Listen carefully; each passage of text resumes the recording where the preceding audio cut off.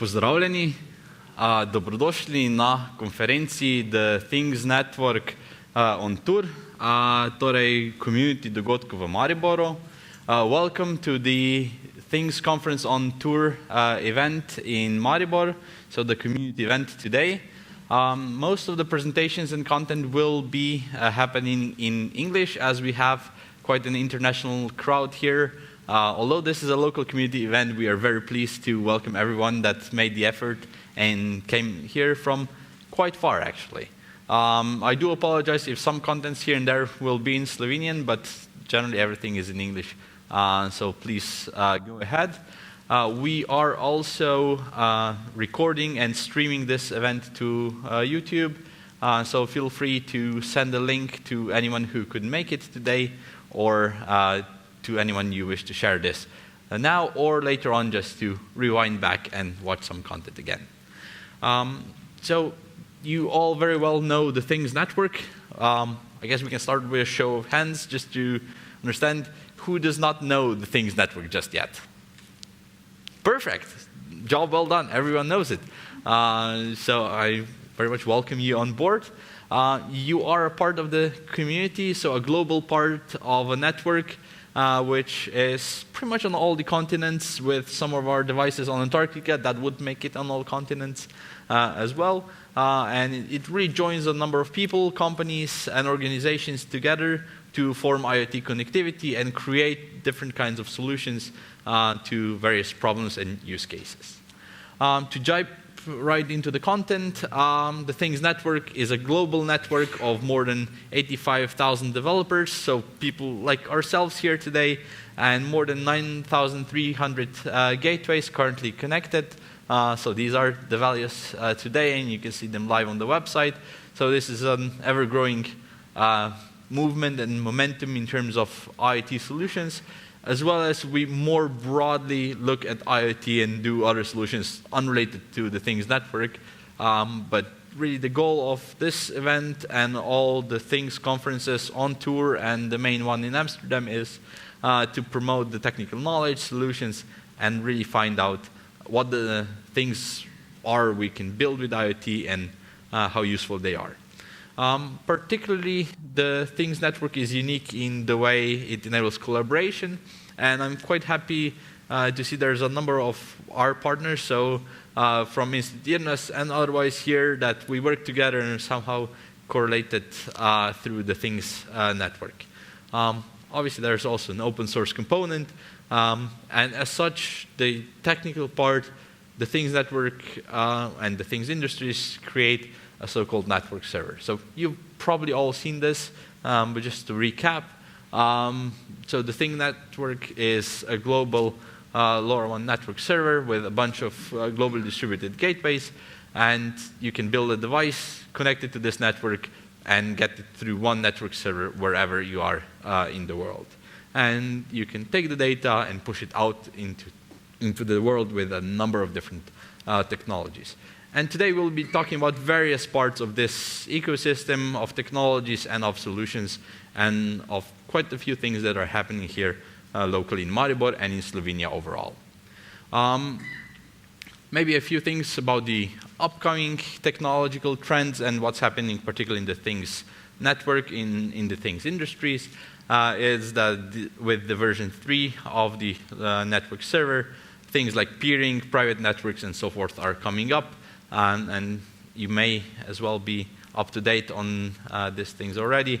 So in February, V3 has been released as the network stack, and it's slowly being pushed out for general use. And you will hear some things about this and our network servers today, about hardware, about how to build devices, gateways, and everything in the process.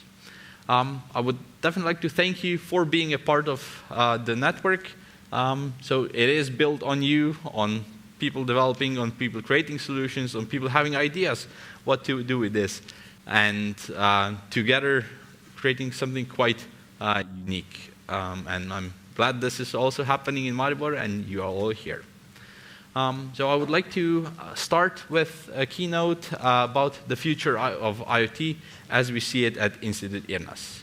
So at IRNAS, we create applied advanced solutions in various fields. So since 2014, we've been bridging the gap between research and industry by creating some very novel and exclusive solutions in various fields. So here in Maribor, we create devices and products that are used globally from idea conception to manufacturing with our own prototyping facilities. And we spend quite a bit of effort to promote the technology, to showcase things, and to teach others how to better do things. And that's why we also organize the event like today and others to keep promoting this. So what we do professionally outside the event world is we work as an engineering company on 3 verticals, one being wireless optical systems. You may have seen IoT devices and sensors for specialized applications, which is our topic and background for today's event. And also we dive into 3D bioprinting and clean meat industries. So that means if you want to build a solution, you need to start from hardware, from firmware on devices, going slightly more towards the cloud, producing devices, making them available, and also testing everything. So our team makes this happen, and I would also like to thank our team for being here today and enabling this event, as everyone really pulled together and helped out to organize this. You've probably seen a few things we do.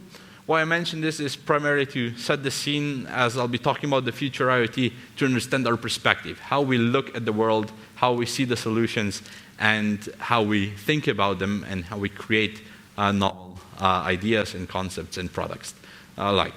So some years ago, we started talking about using drones with LoRaWAN for understanding the network coverage, for mapping gateways.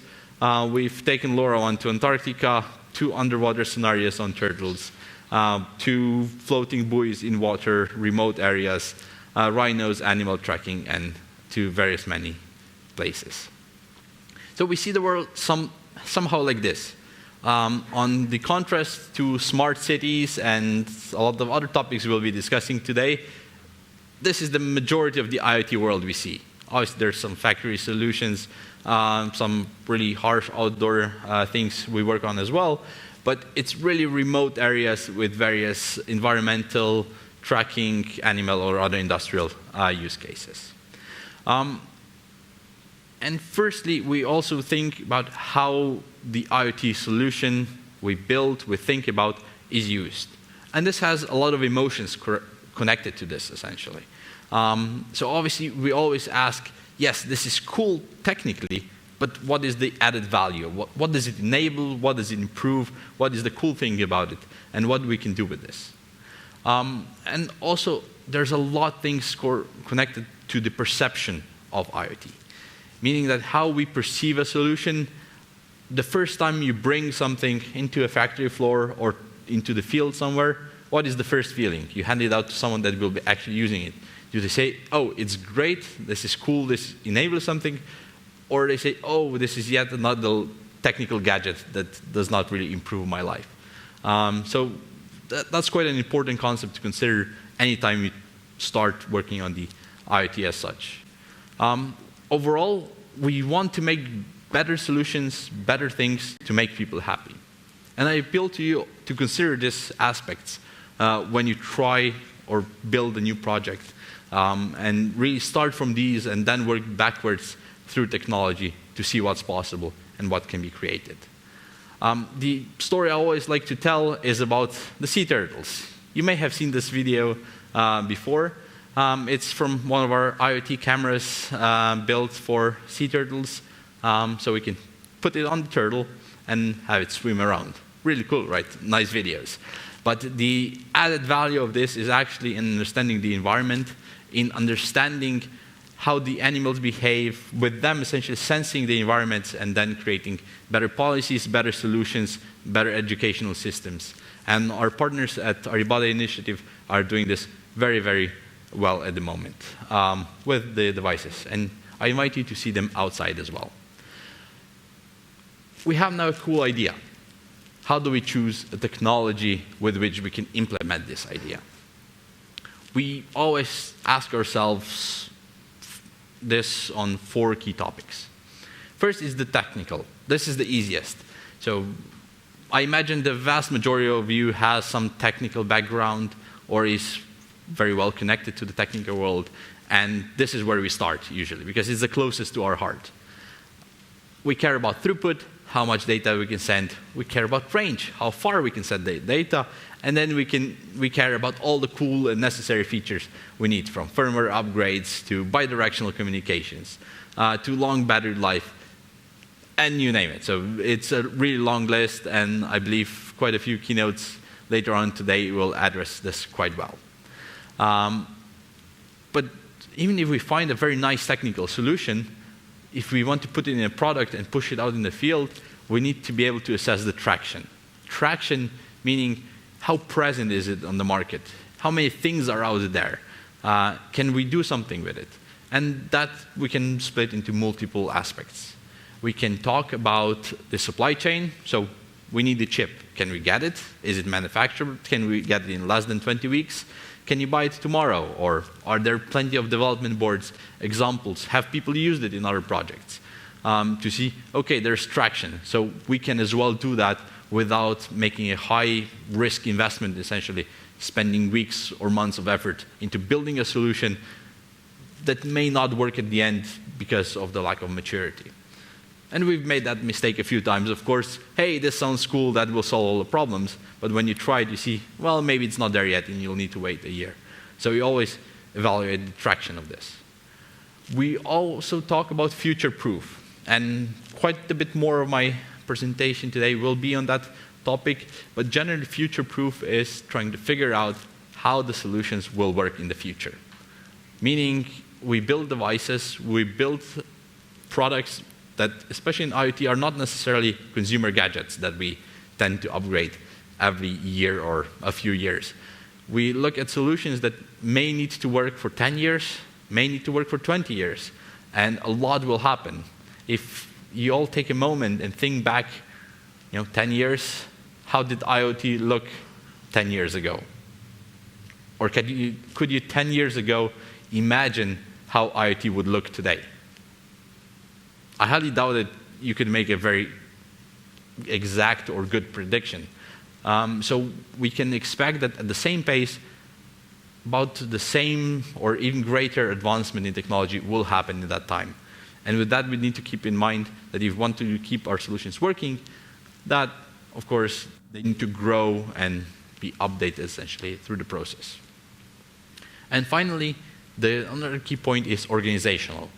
So how does our technology play with other things? So is it interoperable? Can you connect it to networks? So LoRaWAN is particularly interesting here, and it's really at its infancy that networks are starting to be connected together. Peering is being discussed and implemented, and it's not there yet today, but it's growing towards where the internet has grown for data traffic, essentially. And we see the likewise trend happening here in IoT.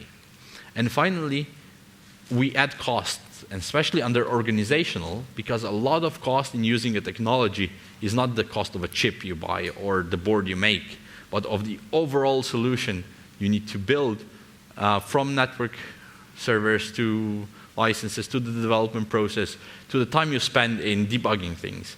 And that's much larger than just the unit cost itself. An example of the world in terms of telecommunication is quite interesting. You see there's a lot of white on this board. And if this is the world of the map. So the map of the world, we see, so here we have 2G that's being, well, slowly phased out as the technology, and 3G likewise. So 4G and Wi-Fi are pretty much growing all over this map, but still the large part of it is uncovered. And particularly for us at IRNAS, the challenge is building solutions and things that are outside the colored zones. And this is outside the typical region of IoT solutions. So there we always need to push for new and novel technical solutions. For example, we've reached as far as Antarctica in figuring out, hey, how can we monitor the environment there?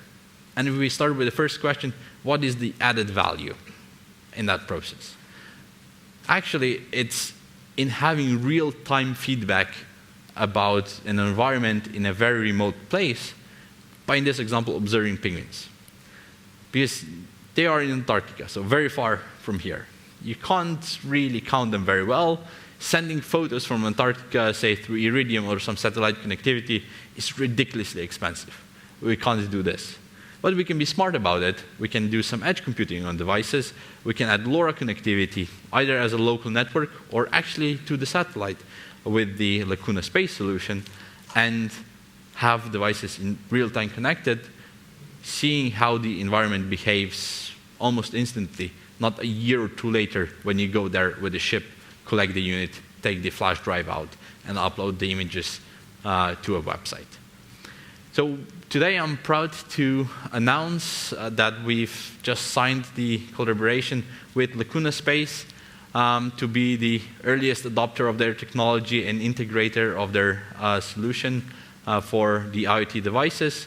So together with Lacuna Space, that has launched a satellite, which is essentially a LoRaWAN gateway into the low orbit, and a few more coming up very shortly. We'll have devices, so a regular LoRa device, which you know, a Semtex chip, an antenna, and a battery talking to space. Now, how cool is that? The really interesting part about it is, if you've seen satellite technologies to date, you need a satellite modem that talks to a specific satellite or satellite network, and it's just for that purpose. However, what LoRaWAN enables in this case, and with what Lacuna has done, is that we have a normal LoRaWAN device that will talk to all of our gateways here that we have them deployed, while at the same time talking to the satellite when necessary. And that opens up two interesting use cases. One being, we can put a LoRaWAN device anywhere in the world and send data from it once or twice a day, no problem. So that colors the whole white map in some color. And secondly, what we see quite often for industrial use cases is you need a completely uncorrelated channel as a management status. Meaning you have, say, you cover a farm somewhere in Africa, or you cover a farm somewhere in Slovenia. It doesn't matter, the same use case. If the network there goes down or devices stop responding, you don't know where along the stack the issue is. It may be on the network server, it may be on the device level, it may be on the gateway level, anywhere along the stack. And as someone who develops a solution and sells it, ultimately you're the person to blame, even though they may have forgotten to top up a SIM card or something along those lines. And it can be as simple as that. So this enables us to send one heartbeat message a day to the satellite saying, hey, the device is still here, so you know the device is alive. And you can debug things quite well that way. The next topic I would like to address is implementing IoT technology. So this is really sitting down and doing things. Here I'm showing a diagram of quite a simple IoT ecosystem where we have some device here, and this is the device part. And all the rest is the ecosystem around where we need to get the data from this device and get some useful graphs, some useful analytics, and the added value, which is actually here at the end. So we need to do all of this just to get the small chunk of added value at the end. So we think about features, we think about maturity of technology when we do this. We think about the ease of use, so how easy can we implement a feature? Because adding an LED that blinks is easy and cheap. Adding a whole network stack to send the status of a blinking LED is not so easy. So we always consider what we want and what's the effort we put in for the added value we get in the process.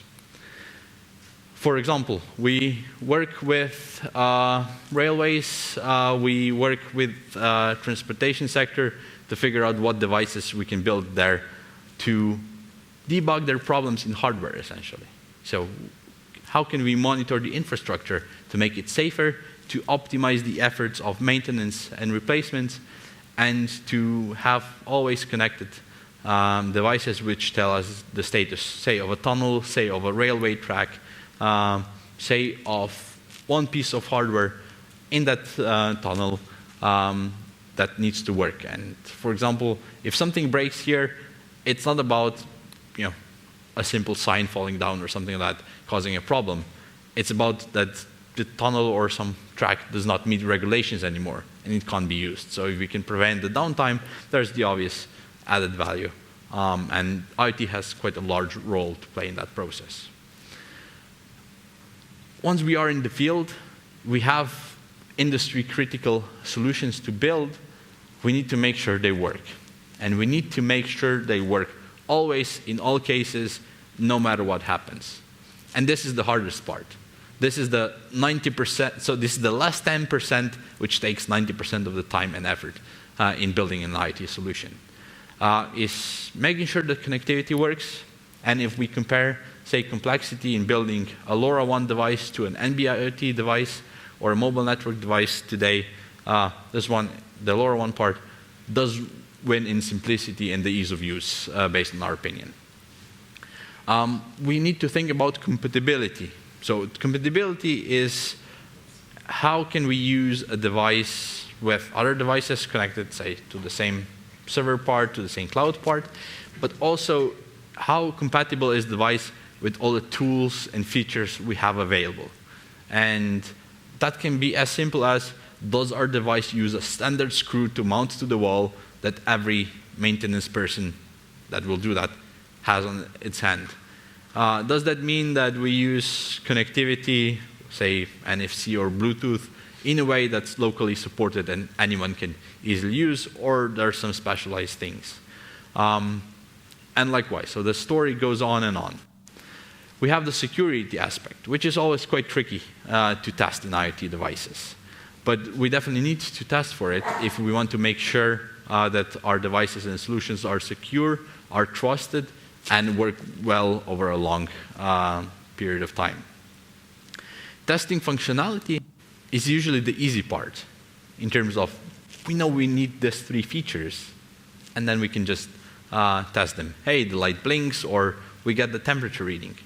Perfectly fine. But testing and evaluating all the corner cases, which usually happen when you hand out things to people and they go out and use them, and they use them in a completely different way that you ever imagined. And I can imagine quite a lot of you have seen that happen or have done that yourself. You take something, oh, I could use it for that. But if you've not correctly tested the whole thing in the process, you can have quite a bad user experience. And these unknown scenarios really need to be considered. But what we can do to very well test this and make sure it all works properly is to add automated testing. So we've been now spending quite a lot of time this year in figuring out automated systems for IoT devices, figuring out how we can build a device and then run it through scenarios, through tests, in terms of pieces of code, in terms of continuous integration, and in terms of actually putting devices and testing them and checking they work in all the different scenarios and simulating them in a controlled environment so we can really push it through its paces in the shortest amount of time. For example, the critical part here is you put something on an animal. You need to put the animal down with a tranquilizer dart, and you want to do this least often as possible, preferably just once and never again in the lifetime of an animal, which can be quite long. The lifetime of the larger mammals is easily 40, 50 years. So you do want to do it as few times as possible. You can't build a solution today that will last 50 years. That's simply not possible. But if you do it every 10 years or every 5 years, it's much better. What we're happy to announce today is, and that was publicly released yesterday, that we work with smart parks on the first GPS rhino horn implant. So we've created the rhino tracker, being this device. It's really small, has GPS on it, and it sends a GPS fix through LoRaWAN every hour for at least a year. Now, how this is used, it's implanted here inside the rhino horn. So once you have the device in the field, it needs to work. You need to test different scenarios. You need to put it through its paces. You need to make sure things work correctly.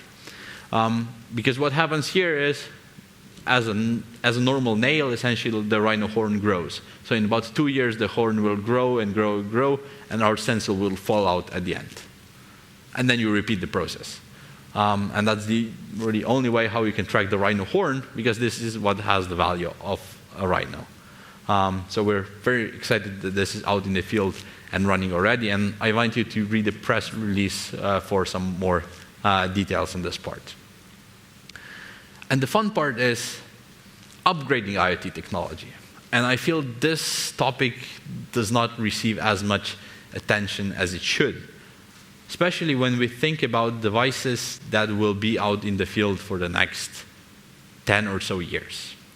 So the reasons why we want to upgrade the device are, firstly, our own faults, meaning like we have a bug in the code. And I dare to say there's no devices out there that have 0 bugs. There's always a bug. It may be critical, there may not be a critical one, but if you find a problem, you probably want to fix it. So we need upgrade methods to do this. A nice analogy how to go about it in the next 10 years is that we can think of IoT devices as a child, essentially. And you need to teach that child to speak a language that's not been invented today. Compared upgrades of LoRaWAN, upgrades of 4G. 5G is coming. We don't know what it is yet exactly and how it will be manifested. But the devices will need to do that. And in 10 plus years, things will change.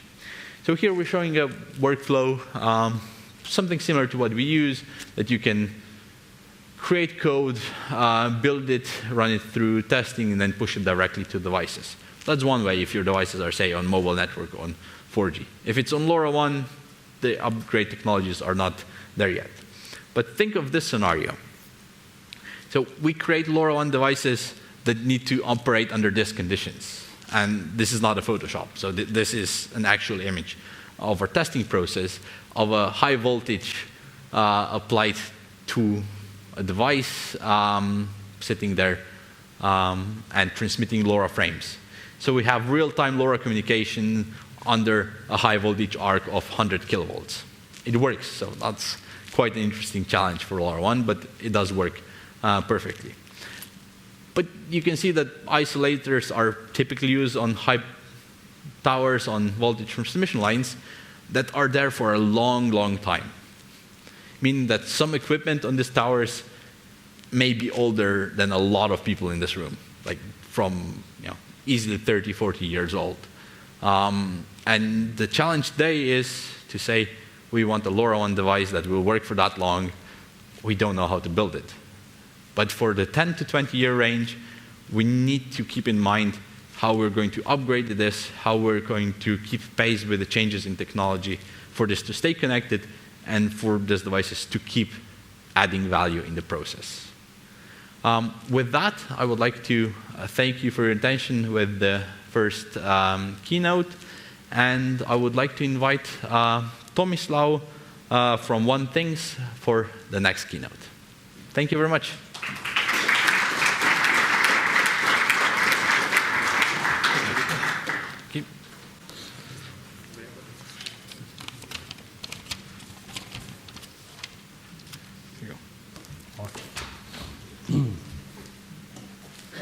Hey. So, what does it take to be a LoRaWAN expert? My name is Tomislav Burlak, and I'm a sales engineer at OneThings. And I'm going to rephrase that question and ask a slightly shorter one. What does it take to be an expert? Well, according to a study done by researchers in 1993, it takes at least 10,000 hours of hard work, study, and a practice to become an expert of a field. 10,000 hours is around 5 years of work. And 5 years ago, I was still in college doing some other things. So how can one be an expert in as short time as possible? Well, the short answer is we can't. So recently, I had a conversation with the CTO of a multi-million-dollar company whom I know personally and consider to be an expert in embedded systems. I asked him whether he is an expert, and he smiled, responded, in an industry that grows as fast as this one, once you call yourself an expert and stop learning, you are already outdated. So we agreed that the industry grows exponentially by the day. Thank you. We agreed that it grows exponentially by the day, and not everyone can be expert at everything. People can be experts at much smaller fields that, when connected together, create this IoT LoRaWAN ecosystem. So when it comes to making LoRaWAN products, what do you need? Well, you either need to be or need to have employed a firmware expert who will know how to write your code, not only your application, but also your LoRa or your LoRaWAN stack. You will need to have an RF expert who will know how to design your antenna, the matching network behind it for maximum efficiency. You will need to have a PCB layout expert who will draw your PCB in the smallest footprint as possible. You need a security expert, and well, we can agree that security at this time of age is extremely important and cannot be left behind. And lastly, we need an expert in patience. Everything takes time, and most importantly, money. And we've seen in the past few years that certifications take the most of it. So I have a confession to make. I am not a LoRaWAN expert. I have, however, accumulated a lot of knowledge over the time I have been in this industry, and some people do call me an expert, but I do not consider myself to be one. So a while back, I met a client that needed to make a LoRaWAN product. So I asked him, do you need security? And just like nothing, he said yes. I am not a security expert. I do not know how to make an antenna that will reach multiple kilometers, nor do I know how to write a stack that can be certified. So I'm looking for a solution, an all-in-one solution that doesn't make me doesn't need me to be a security expert, where I do not need to know, and I do not want to know how to implement a secure element, or a solution that already has a stack implemented, antenna made, matching network, and everything done. Is that possible? So it already exists. So you do not have to be a LoRaWAN expert. Well, actually, you do not even need to know how LoRaWAN works to be able to send data to to over 32 kilometers with a battery powered that can last for multiple years. This is an image from a client based in the Netherlands. They are an agriculture-based client. They send small packets of data every 1 hour. And here you can see a packet of data being received to over 32.9 kilometers away. So who is the expert here, if I'm not the expert? It's this piece of hardware. This is this module, the size of my thumb, with an integrated antenna the size of my nail. This is the expert. This is the OneThingScore LoRaWAN module. So how is this module an expert while also being easy to use, have top-of-the-line security, and allowing you to have the shortest time to market possible? So it has a lot of technology in it. Firstly, it has the latest PSOC 6 dual-core microcontroller. So why dual-core? On its Cortex M0 Plus core, it has a certified, separated, and secure LoRaWAN stack, which runs separately from your application on the Cortex M4. So why is it separated? It's separated so the user cannot influence it in any way. So you are certain that your application and the code you write and the bugs you make, like Lucas said, you might make, will not influence the LoRaWAN functionality. It also comes with certifications which are passable to you. And that is why it is locked. It comes with an integrated secure element with security already configured, so you do not have to be a security expert to use it. Also, it comes with Bluetooth 5.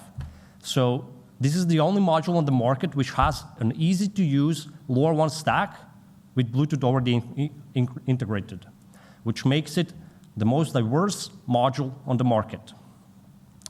It uses the latest Semtex SX1261 radio chip to achieve this level of effectivity. And lastly, it has an integrated, high-efficiency, omnidirectional antenna. So how do you use it? We've made the API as easy to use as possible. This code here on the screen, you can see, uses only 4 functions to send a hello world message every hour. So you only need LoRaWAN init, LoRaWAN join, which joins the network, LoRaWAN send, which sends the buffer of data with its length, and LoRaWAN sleep. And our goal was to make your life as developers as easy as possible. And with these 4 functions, we do it.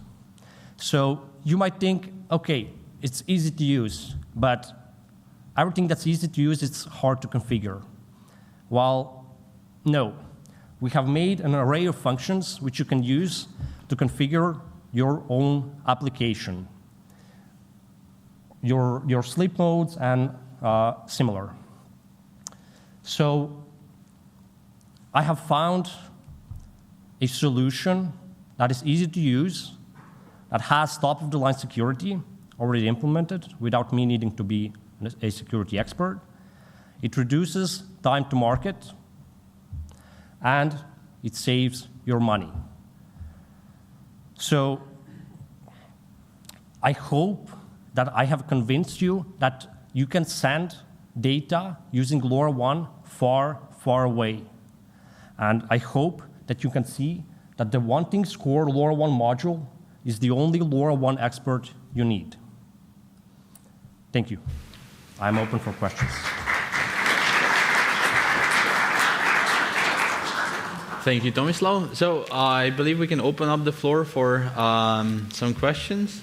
I'll happily start with one, which you point out quite an interesting case that although we want to build a lot of LoRaWAN devices and we want to build them as easily as possible, that does not seem to be the case today. So we built something quite incredible to simplify this. But overall, what are the nice and easy to use things you believe should be there for all IoT connectivity? Or what's your dream way of building it, to rephrase this question? Thank you. So, as I've said, we use the easy-to-use APIs. So we have few APIs that make this module the expert, so you do not have to be. So you only need to use things like LoRaWAN init, LoRaWAN join, which joins the network only with one function, with your configuration, which can be, with your configuration, with your sleep configuration and everything. And you do not have to be an expert, and make your life as easy as possible. Also, you do not have to be an RF expert. You do not have to know how to design the antenna that will reach distances as shown here.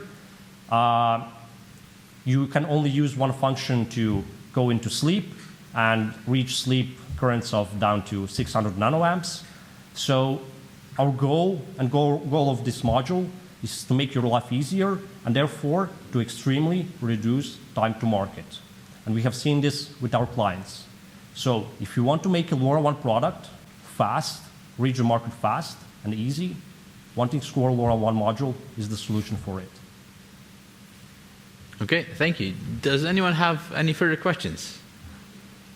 Feel free to dive into any technical details. Yes. I have a question about the module. Do you plan to upgrade it with the new chips coming, especially with the Semtech chips coming out, rolling out new versions of the LoRa radio? So we currently use the Semtech SX1261, which is a 14 dBm version, currently both available in the EU and in the US.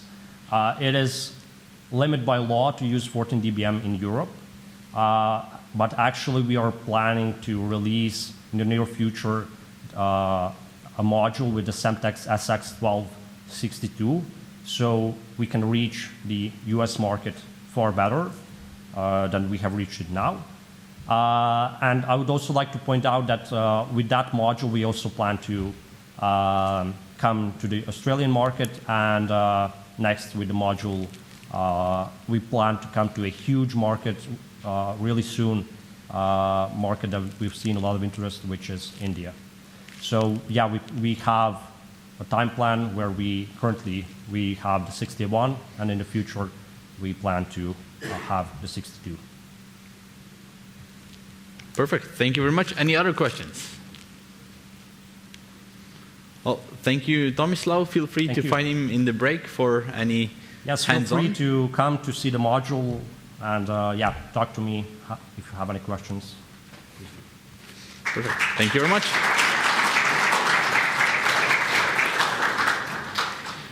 Perfect. So Tomislav has introduced us to the topic of being the expert. And now we'll look into more technical details, how we can build things with a solution on the chip, with the presentation by Dimitri from Microchip Technology. At the same point, I would like to invite you to take part in the 2 workshops that will be starting.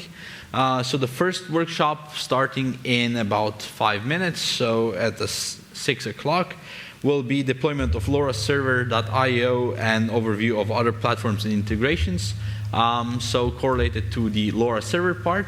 So I'll kindly ask you to join Uroš right now in the other room for this workshop. Keep in mind this session is recorded, so don't feel shy to get up and go there and then just rewind and see the content here. So Uroš will be saying quite a lot of interesting things about how network servers can be deployed, how they're configured, how you can get data from multiple of them, how you can run things network in parallel with other things, and so forth. So please feel to go to that workshop that is starting now. And over to you, Dimitri, for the presentation. Thank you very much for joining us today. Okay, thank you. Sorry, let's just hold on for a moment for everyone to move across.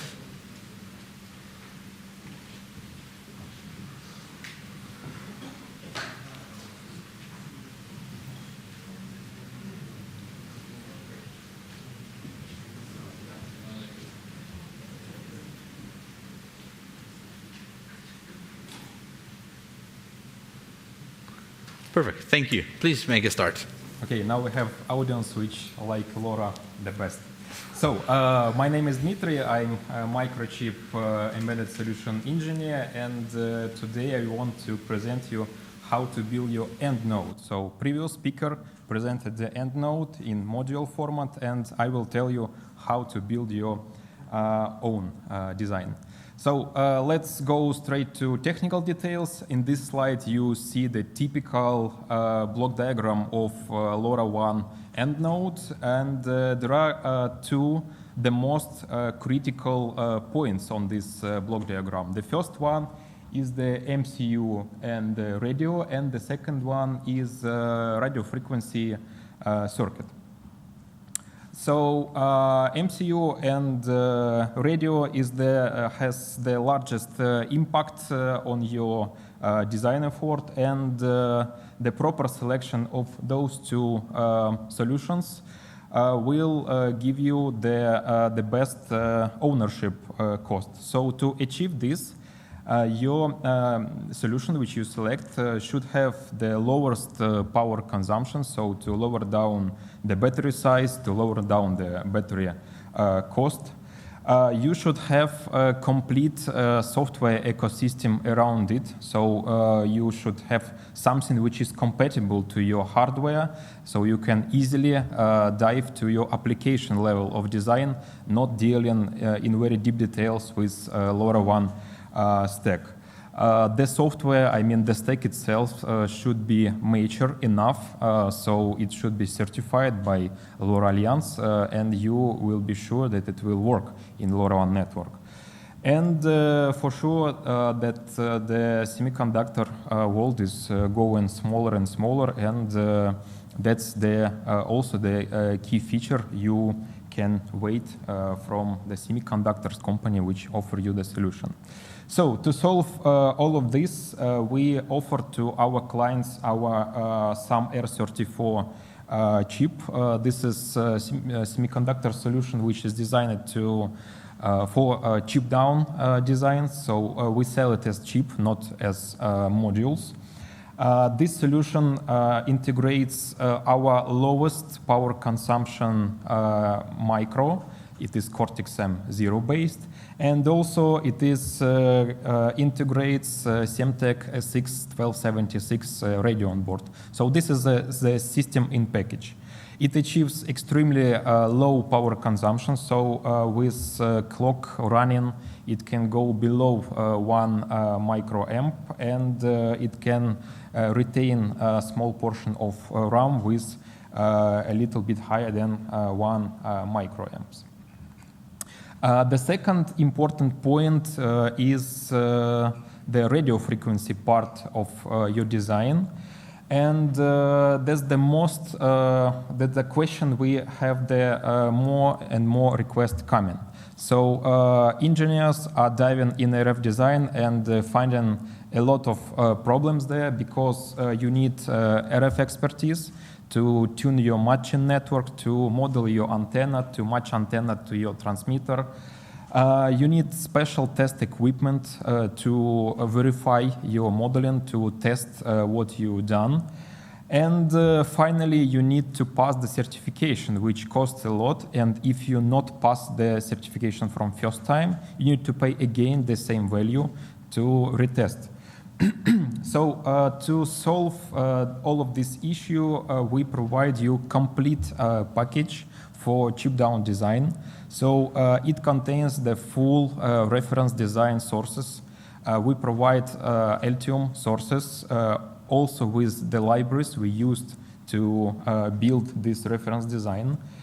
This reference design is certified, so if you copy-paste our design, you could be pretty sure that you will pass the certification. And even more, we provide some tools for your production certification. So if you build some equipment, some module, for example, we provide tools so you can easily design your production test bench to test your end equipment during production. And also, we provide design review by our RF expert. So once you finalized your PCB design, you can send your design to Microchip, and we will help you to find errors, mistakes, bugs before you go to even to the first samples. From software point of view, we also have a complete solution. We provide LoRaWAN stack. It was designed by Microchip in-house. It is certified with LoRa Alliance. Currently, we support Class A and Class C with specification 102. This stack, out of the box, support a lot of regional regulations according to LoRaWAN regional parameters document. So it's very easy to use. Part of stack implemented in sources, so you have access to most critical tuning knobs to adopt the stack to your needs.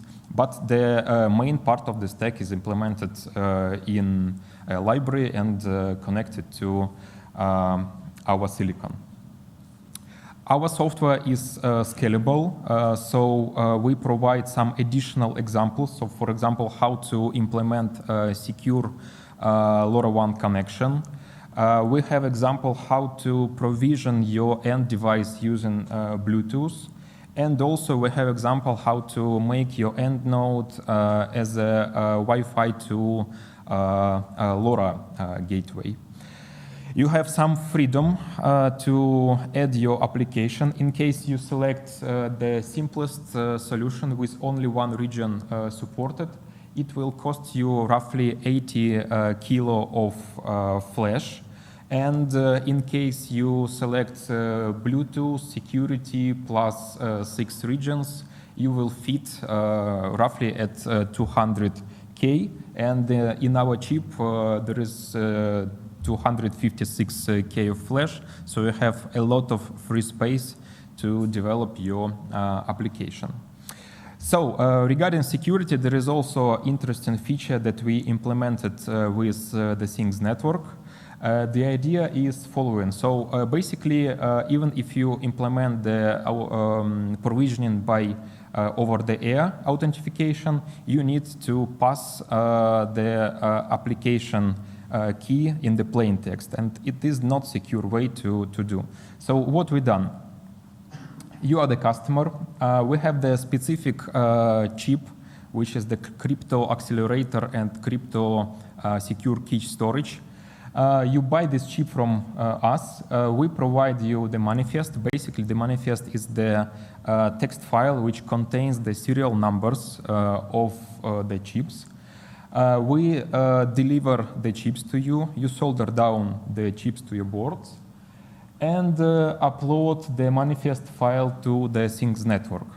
And after it, we have the secure procedure how to bring the keys from our chips to the Things network.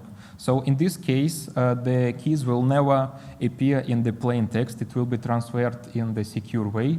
And after you solder down the chip to your board, you will immediately have access to the Things network. So it's very easy and extremely secure approach to do provisioning in LoRaWAN networks. To simplify the first steps in security, we built this additional board. It can be connected to our main Summer 34 development kit. So in this socket, you can insert the crypto chip and then do debugging and do the first steps to connect to the Things network. So some details about the board itself. Under this cover, you can see such reference design. So that's the most critical part which we pass the certification. So as I said, you can just copy-paste this and you will get the certificate from the first attempt, and that's what most of our customers do. So just copy-pasting this. Also on this kit, you have onboard debugger. which is a full-featured debugger, which can do the breakpoints, even support embedded tracing module. Also, it has a special analog part on board, so you can even measure the power consumption and optimize it. So you do not need to even connect the oscilloscope to this board. It has precision ADC and precision fast interface to your PC, so you can monitor the power consumption even to the sub-microamp range and find the most critical parts of your code that consume the most power in your software design.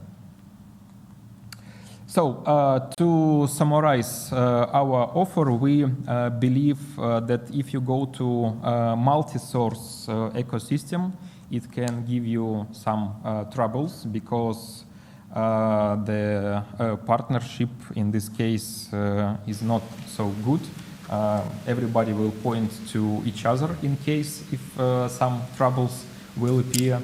But in our case, you will get everything from the same hands, the chip, the evaluation kits, the stacks, the example, the sources of hardware, support, RF design support, and finally, we will guide you to certification and to your market success.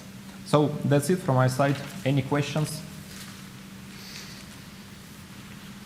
Feel free to have any questions. Don't be afraid to make them as technical as you wish. Tomislav, please go ahead. Sorry, let's just wait for the microphone so we also record your question. Thank you. So you said that your stack is certified with LoRa Alliance. Now, does that mean that the end user will have to recertify it once again, even though he uses the same stack? You mean recertify at LoRa Alliance? Yes. Being honest, I don't know what is the law behind this. So we have the certificate, but most probably a user can just show that he used the library, which is certified. There's the binary code. And that's enough to do the recertification. But we need to check this because it's related not to some engineering stuff, but more to the low stuff. Thank you. Any other questions? Anyone? Feel free to reach out. So I have a question for you. Yes, for the secure element. You've mentioned that this end-to-end security essentially happens that there's no plain keys in the process. And I'm wondering how easy is it to use this secure element and the process with any other LoRaWAN device or application, not just your chip and your libraries. Do you offer any examples? Do you see any use cases in that direction? You mean using our crypto chip, not Indeed. with our LoRaWAN solution? Indeed. Yes, it's possible, but it will lead to some efforts from your side because in this case we give it you working out of the box, but at the same time we use this chip in many applications. So we provide all the libraries for cryptography, and you can just take them and implement the same for your particular hardware. Okay, perfect. Thank you very much. Thank you. Yeah, thank you very much, Dimitri, for your presentation. Please feel free to find Dimitri in the break for any hands-on technical questions. I'm sure he'll be happy to chat to you and discuss various designs and ideas. So we've talked now about devices, about how we can build the end nodes. Now we'll jump completely to the other end of spectrum in terms of how the larger IoT ecosystem works, how you can connect to other companies and people doing these things, and the support that can be available from the IoT Solutions Network, IKT Horizontalne mreže. So I'd like to invite Dr. Andrej Kos from LTFE in University of Ljubljana to introduce this topic and tell us something very interesting. Thank you very much. Thanks. Hello? Yes, thank you for inviting us. I'm here in two roles. One is the horizontal network ICT. That's the thing that collects, that gathers companies and research institute universities in the field of ICT, IoT. And the other part would be presenting you a few projects we do at the University of Ljubljana, Laboratory for Telecommunications, in the area of IoT. So I'll tell you when I'll switch from one topic to another one so that you'll get the idea. So the first one, the ICT horizontal network, that's a supporter of this event. So this is it. Basically, it's about smart specialization. SRIPs gather companies, gather research institutions. The idea is to get the critical mass of knowledge to do something you can sell in the global market. Long story, those who know it, you know that has a long tail behind. So in this ICT horizontal network, there are 6 focus areas. One of the areas is IoT. I lead the IoT focus area. 100 plus companies and research institutions and universities. So basically, it's about companies that provide solutions for smart cities. Things like, I don't know, smart waste management, things to measure your heart rate and then help you do this and that. For example, this one. So that's basically gathering people that do something with the IoT and try to make a critical mass to sell it to the global market. That's the story. Now I will slowly switch to the other partner that supports this. That's our lab, Laboratory for Telecommunications, and we've seen lately this happening. It's like 15 years ago we were the blue bubble, and we were like self-sufficient, and our core thing was networks, routers, switches, fast-speed internet, wireless, wireline, all kinds of stuff. And we are experts at that. And this was our bubble that we were totally confident in what we do and what we let's say tell the others. And in 15 years, our world has totally changed. Like our blue bubble has become part of all the other bubbles, and all the other bubbles are all the industries there exist.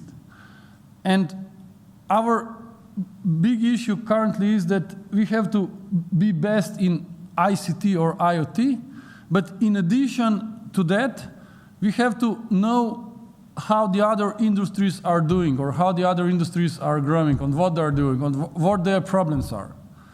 Like, you've seen many examples Luca told you. Like, with the rhinos, it's not just LoRa device put in the rhino horn, but it's much, much more. You have to know what the real problem is, what about the parks, like who will you talk to, who will drill a hole into and all that. How will you handle the rhino that it doesn't stay there dead or blind or whatever if you leave it there too long.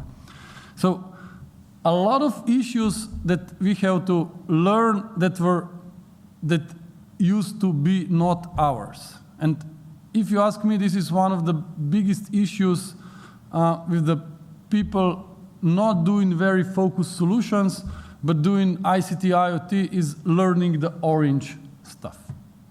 So that's something I think it's important to tell you, because at the end, I will switch back exactly to this topic. one thing, so the area of wireless, LoRa, embedded, and all that will be covered by Luca Mali. That will come, I think, at 7 or 8 here and tell you what we do what we do in that area. I just in my part, I try to pick up a few things that we do and I see as extremely important in this story of IoT everywhere or communications everywhere. And this is security and safety. Like with a lot of devices, and a lot of devices, let's say, a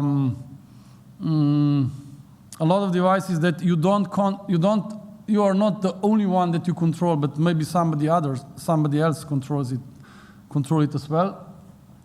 There's a big issue of how to secure IoT, the whole ecosystem. And it goes in the public sector, and it goes in the private sector, and it goes in companies.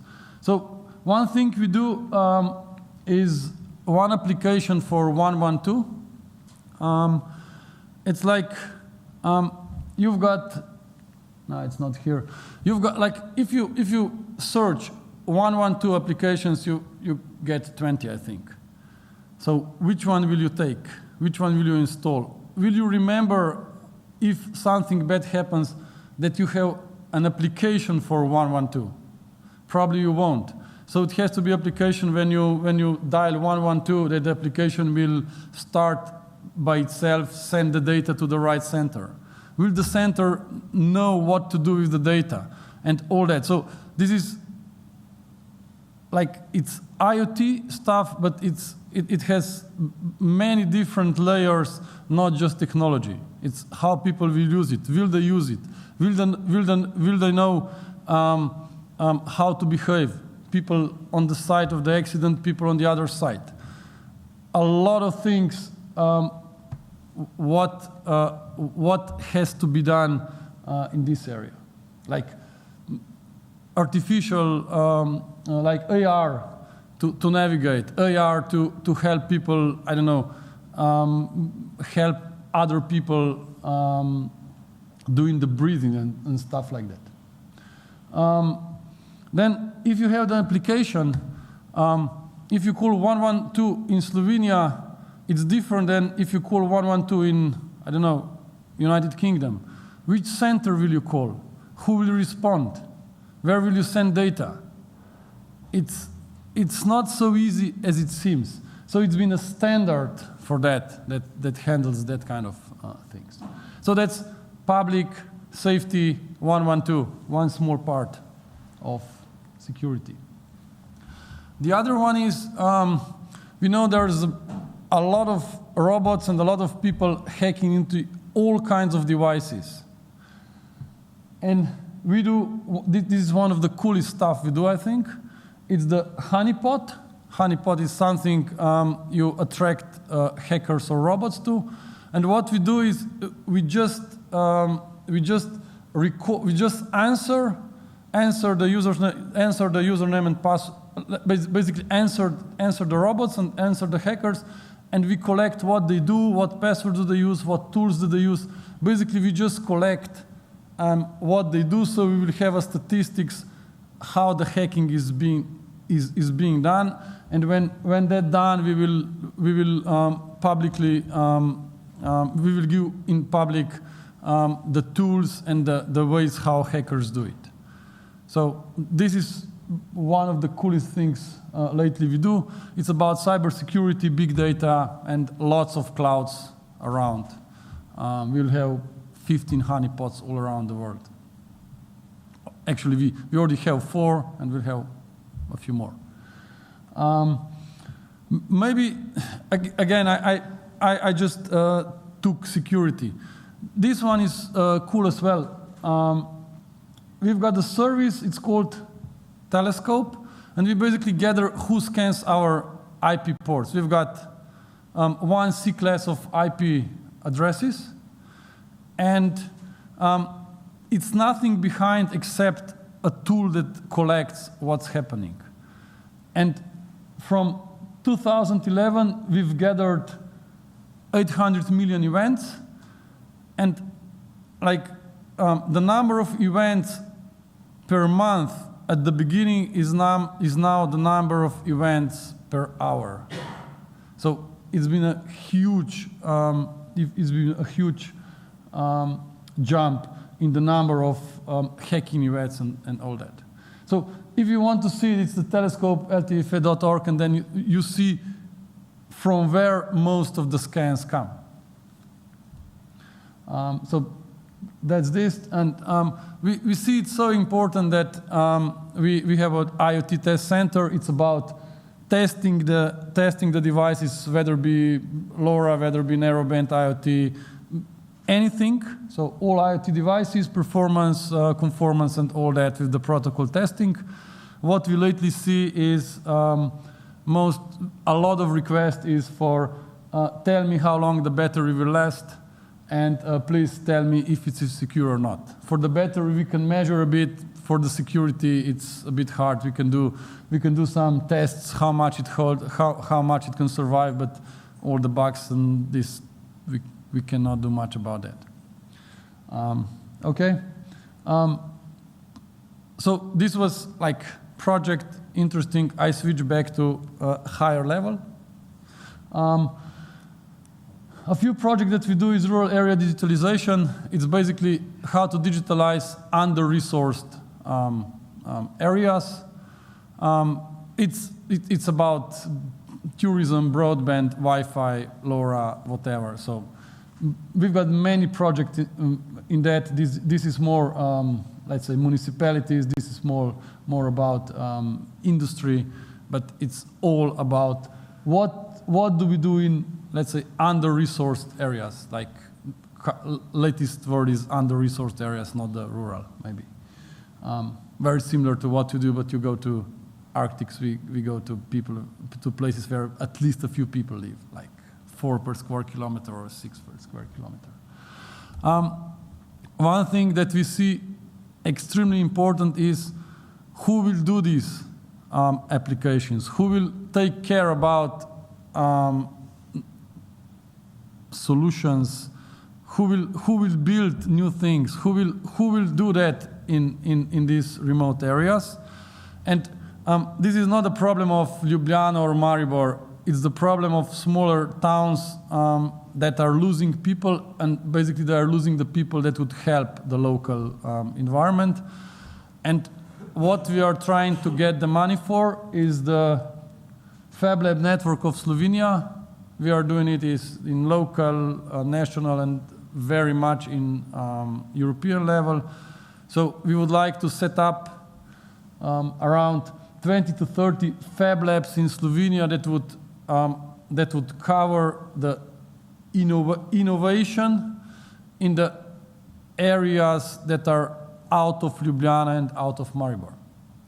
That means that's a lab with some equipment and, most importantly, mentors. So if you will see Fab Lab network growing, the first thing that will be actually needed the most would be mentors to help youngs do the job. It will be mentors where we will see succeed or fail the whole concept. So if some of you are the community that, if you are the community that know how to do it and you are enthusiastic, just pay attention. Maybe you'll be the one to be the mentor in some remote area 20 kilometers from Maribor. Yeah, this is basically talents, people doing that. For the companies, we cooperate in the Digital Innovation Hub Slovenia. Maybe this is more for companies, universities, and so on. And yeah, I come from the Laboratory for Telecommunications. This is at the end. I already told you before. So a lot of initiatives going on, and please join wherever you think you fit. Thanks. Thank you, Andrei. We have time for a few more questions. So guys, please do think about any questions. First, I would like to thank you for addressing the software part of this topics. Because of technology-wise about IoT, we can talk about this indefinitely, essentially. However, the solutions are really more about the whole network. So I'd like to ask you how you see the, say, perfect IoT development process of, say, a developer or a small company starting this. Who should they get to know? Who should they get involved with? And also, what's out there for them to be part of the larger world, not just be in their own office, to put it that way?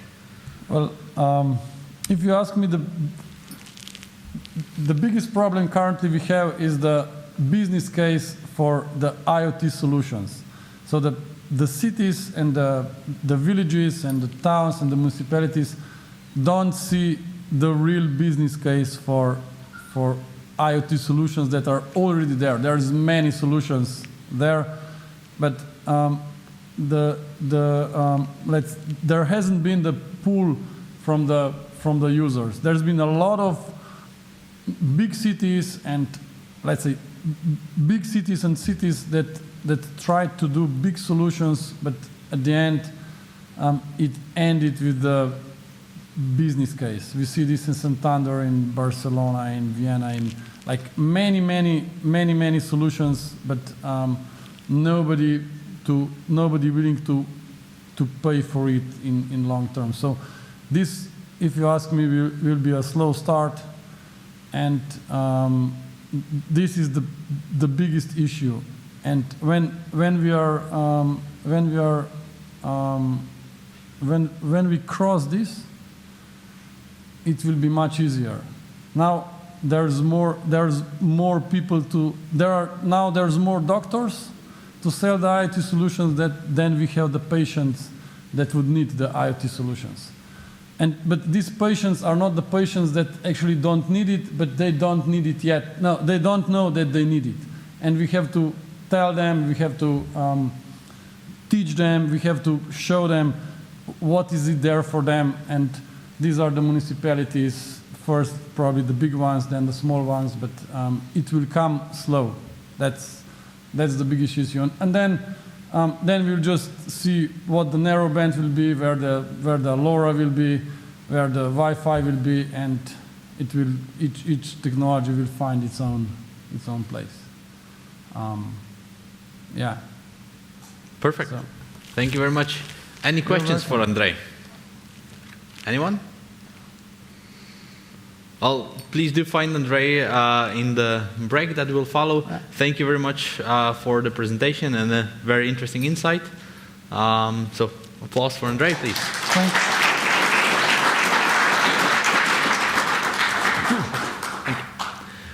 Before we make a break, I would like to invite you also to take part in the industry event we've prepared for the 2nd of April next year.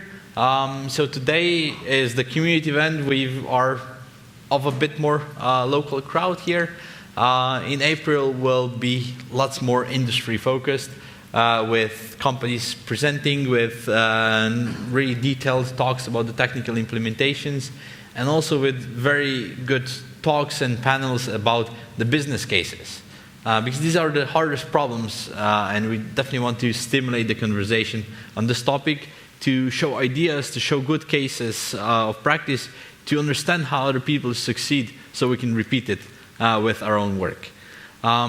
So I definitely invite you to join.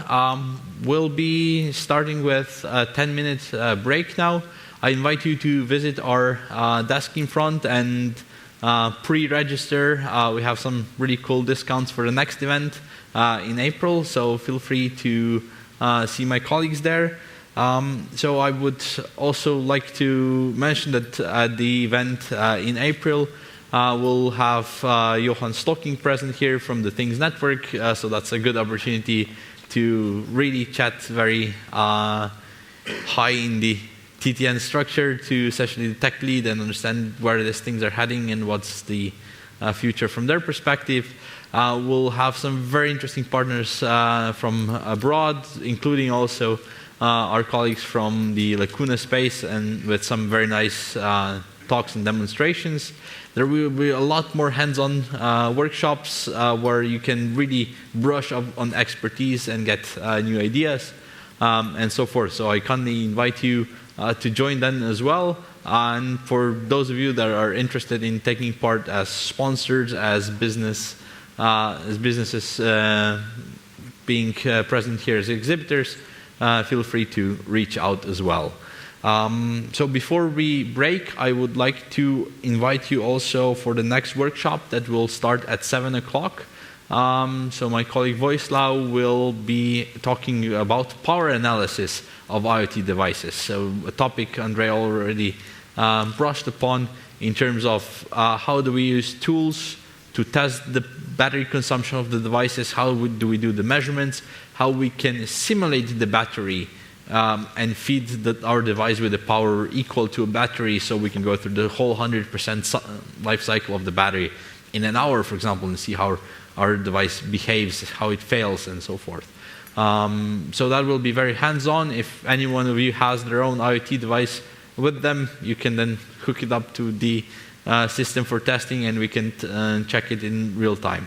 I'll remind you once again for that workshop.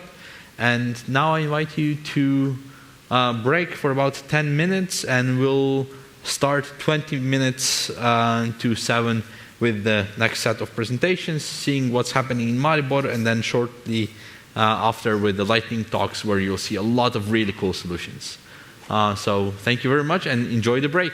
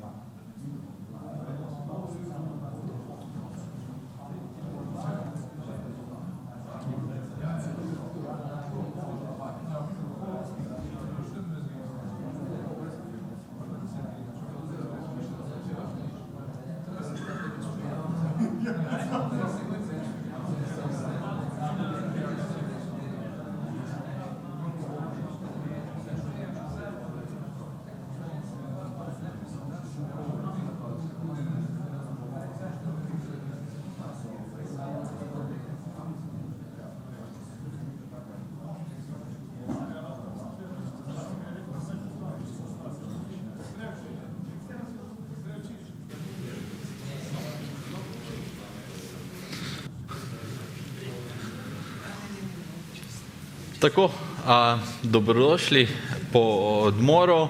Welcome after the break back to the sessions. So I hope you had a good discussion. I hope you met some new people. I would definitely like to invite you that after we wrap up here, you go and talk to the people you don't know yet in the room, because you can make some interesting connections. We can create some interesting ideas. To continue with our program, I would like to announce the Maribor Smart City Program presentation. So I would like to invite 3 panelists today to join us, first with short presentations, and then we'll open up the floor for discussion about what's happening in Maribor. So firstly, I would like to invite Dr. Bojan Rossi from University of Maribor, the manager of Center for Smart Cities and Communities of University of Maribor, for a short presentation. I would also like to invite Mr. Gorazd Bende from Zona Tezno. So Zona Tezno is where we've been this afternoon for an interesting tour of where this is being implemented. And I would like to invite Dr. Matej Čepinšek from University of Maribor Fari about the standardization part and technical aspects of the platform. So Dr. Rossi, please make a start. Thank you. Good afternoon, ladies and gentlemen. I'm very pleased to be here. I want to show you a little bit what we are doing in Maribor according to this idea of smart city and community. And my research topics are connected with this area. And also, like colleagues said, I'm the head of the Department of Smart City and Communities at our university. First of all, is always the question, why are like smart cities and such things important for this society and modern society?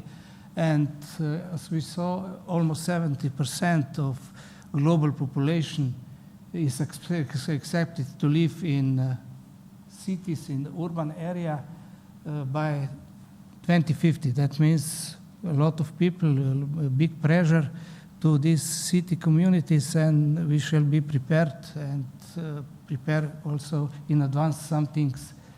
And more than ever, people are talking about this. The world needs cities and villages that will play a leading role. That means very important position in addressing the greatest challenges of our time. That means serious things. That is not something what is popular or modern for a very short period, but that is something what will be in future very important. And if we can see on different perspective from United Nations, from World Bank, from European Commission, also every state, also our state in Slovenia, makes some regulation according to smart cities and this specialization. They said that we will likely succeed or fail on this story about cities, how to achieve or how to manage this global response to our most pressing challenges, like we are talking about this. And in Europe, the Commission, in a lot of documents which are existent in the European Commission, we can see that sustainable development of urban areas is the most important or the key priority. That means we should take care about this. However, a solution which we plan to do about this, how to manage smart cities and communities, integrated different approaches, or 2 of them, both are very important. That means from one side is this terms of research and development of advanced technological solutions, like you are listening and talking during this day, as well as this deployment, because that is very important. In Slovenia, we have this so-called smart specialization strategy, so-called S4, and in this we can see that is the most important place, or first or top priority is story about smart cities and communities. Also, when we try to find some reason why we will do this, we can go deeply on this ISO standardization. We have this 37120, 37122, and 23 standards. They covered almost all this area, but more in detail. That means 19 different areas, and they put some kind of criteria, some kind of indicators. That means 100 of them. 46 of them are so obliged. You must use this when you want to be recognized inside the ISO that you are really smart city or community.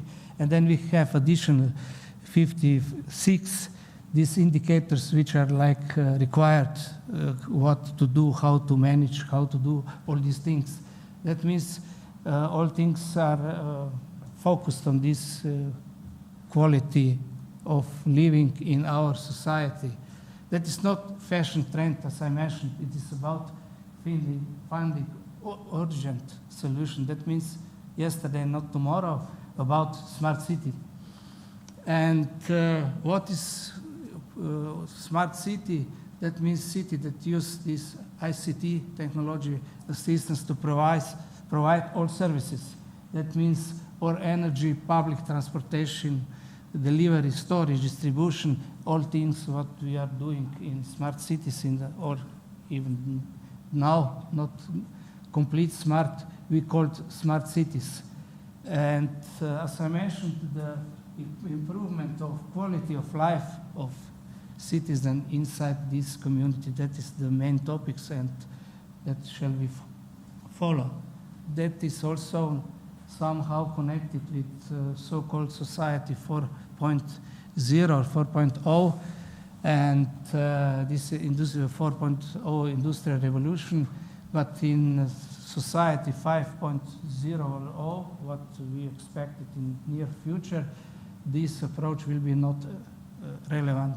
We shall change a lot of these things. There is the picture about what is the building blocks or what is the most important things in smart city. Started with smart cities and governance, smart energy, smart buildings, very important things. Smart mobility, logistics, and all these things connected to this. We need smart infrastructure, smart technology, as I mentioned, and normally smart healthcare. About this well-being in this community is big part of this all things mentioned. When I tried to find some so serious source about this development of this idea of smart city, is Boyd Cohn. He was talking about 3 generations of smart cities. The first one is this, what we did or what we are doing now. That means technology-centric vision of smart city led by major technology companies to create efficient and innovation-driven cities. The next generation will be like this, that governance will lead this, connected with information, with all this data which they have to try to find how to improve, how to influence of quality of life in modern cities. And third generation will be that we, like citizens, combine with governance, that will be our human-driven or centric-driven vision of how to manage the smart cities. What we did or what we are doing in Maribor, for instance, we decided to start with 2 pilot ecosystems. That means one is this old part of town Maribor, and the second is this business and industrial zone Tesno that will later explain colleague Bende, the chief manager of this company. And that is this so-called Smetanova Street, that is our university.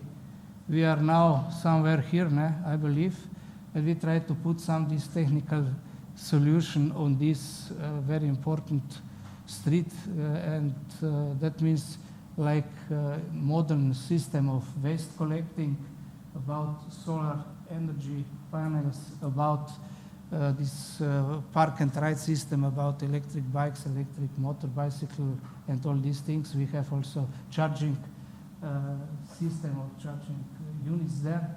Then we will put this, how to say, modern lighting of these streets. That means equipped with a lot of sensors which are able to measure different things, not only to influence on how strong it will be, this light, or a lot of them. And we will put also one information table that we collect all information on this street. And we hope that it will be in near future, and I believe, according to our project, that is some kind of unique system, unique approach, or unique project in town like Maribor, and we expected good results. And I believe that in future we can show you a little bit more about what is happening on this area. Thank you.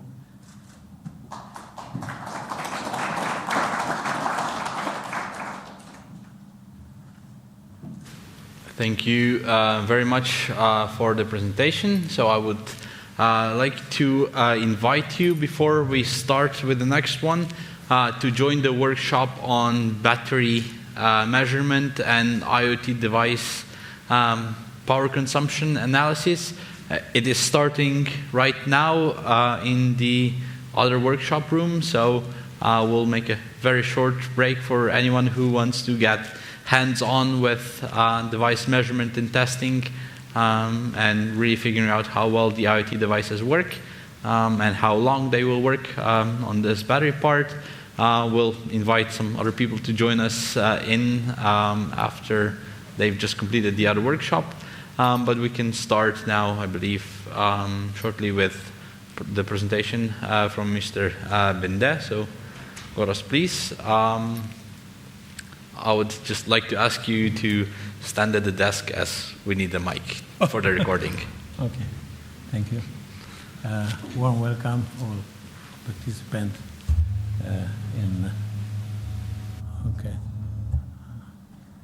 of this conference.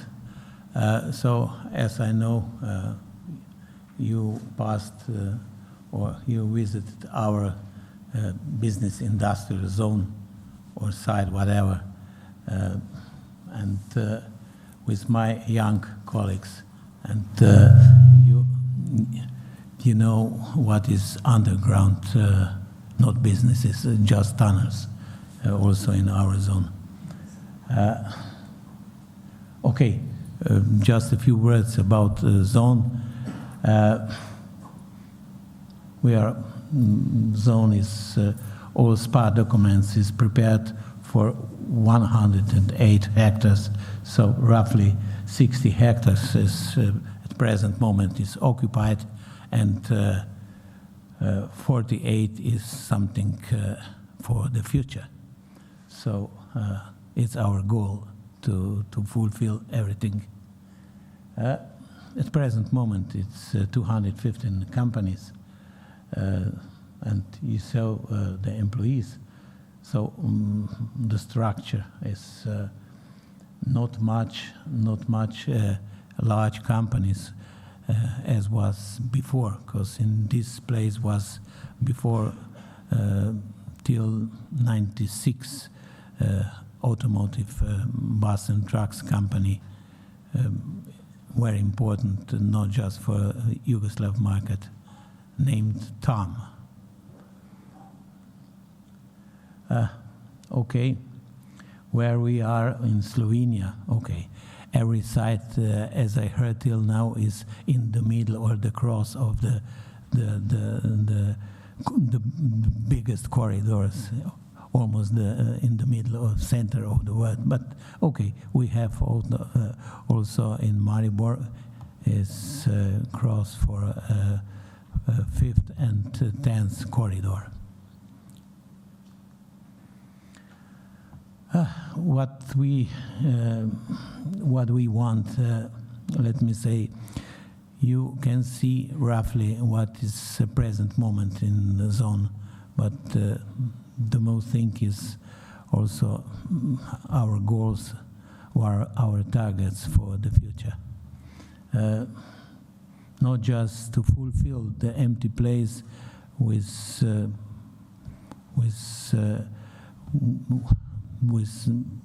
good or best with high technology companies, but also to save our nature. Till now we are, let me say, in the first point to achieve this target, let me say, for 10 years for non-carbon or neutral carbon zone. So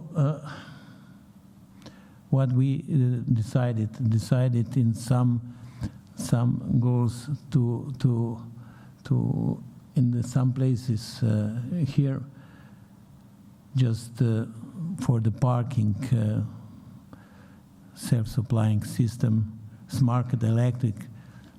Also, I said just for the environmental goals, sustainable mobility it is something for reasonable or for us, for our zone. But you must know that till now we just open the door for the university, for this team lead with Dr. Rossi, all companies involved. Why? We just open the door in our zone, and we are, let me say, just few months in this stream. But we, at present moment, we can also say what we achieve some things. Okay, already we have. You can see the team from the waste. Some also Wi-Fi, free Wi-Fi, and also. Как се рече това?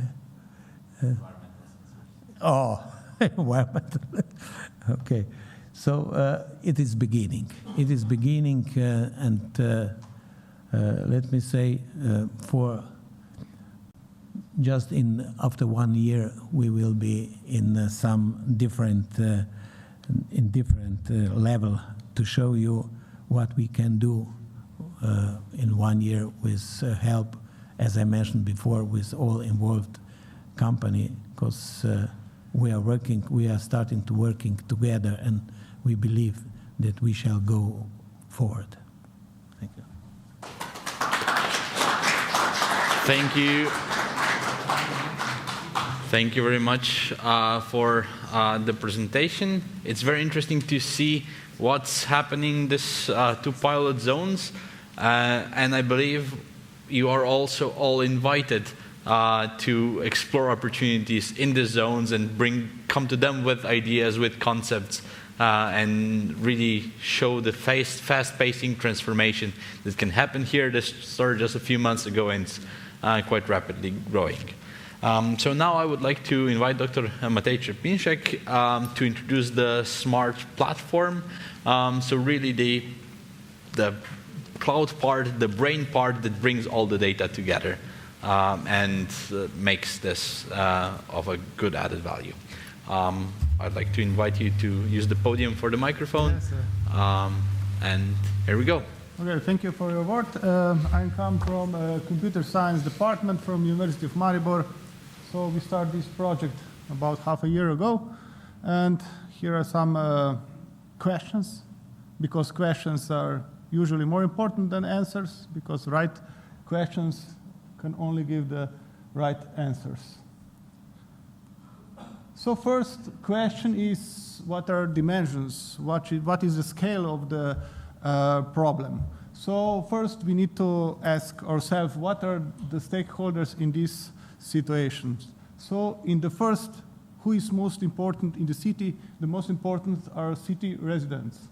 And then the next important thing is the city and their business, and then also the other business, freelance developers, guests, and in the end also the government. And then another important thing is physical infrastructure. We know that we already have quite good infrastructure, but then again, where is this data about this infrastructure, about this physical world? We already know that maybe Google already has a lot of data about our physical world. We also collecting this data with leadership system in university. We have some data about this part of Slovenia. So we also need to have data about the maps, about buildings, about infrastructure, and so on. This is another part. And also another aspect of the problem is service infrastructure. What services we already have, digital services. So we have some government already offer us some services. We can use these services, how we can use them, and how we can combine them in some other bigger, better solution. And then in the end, there is a lot of applications. Applications can be for business, education, or even for entertainment. So all this data is the next question about data. So the main, in the end, it's all about data.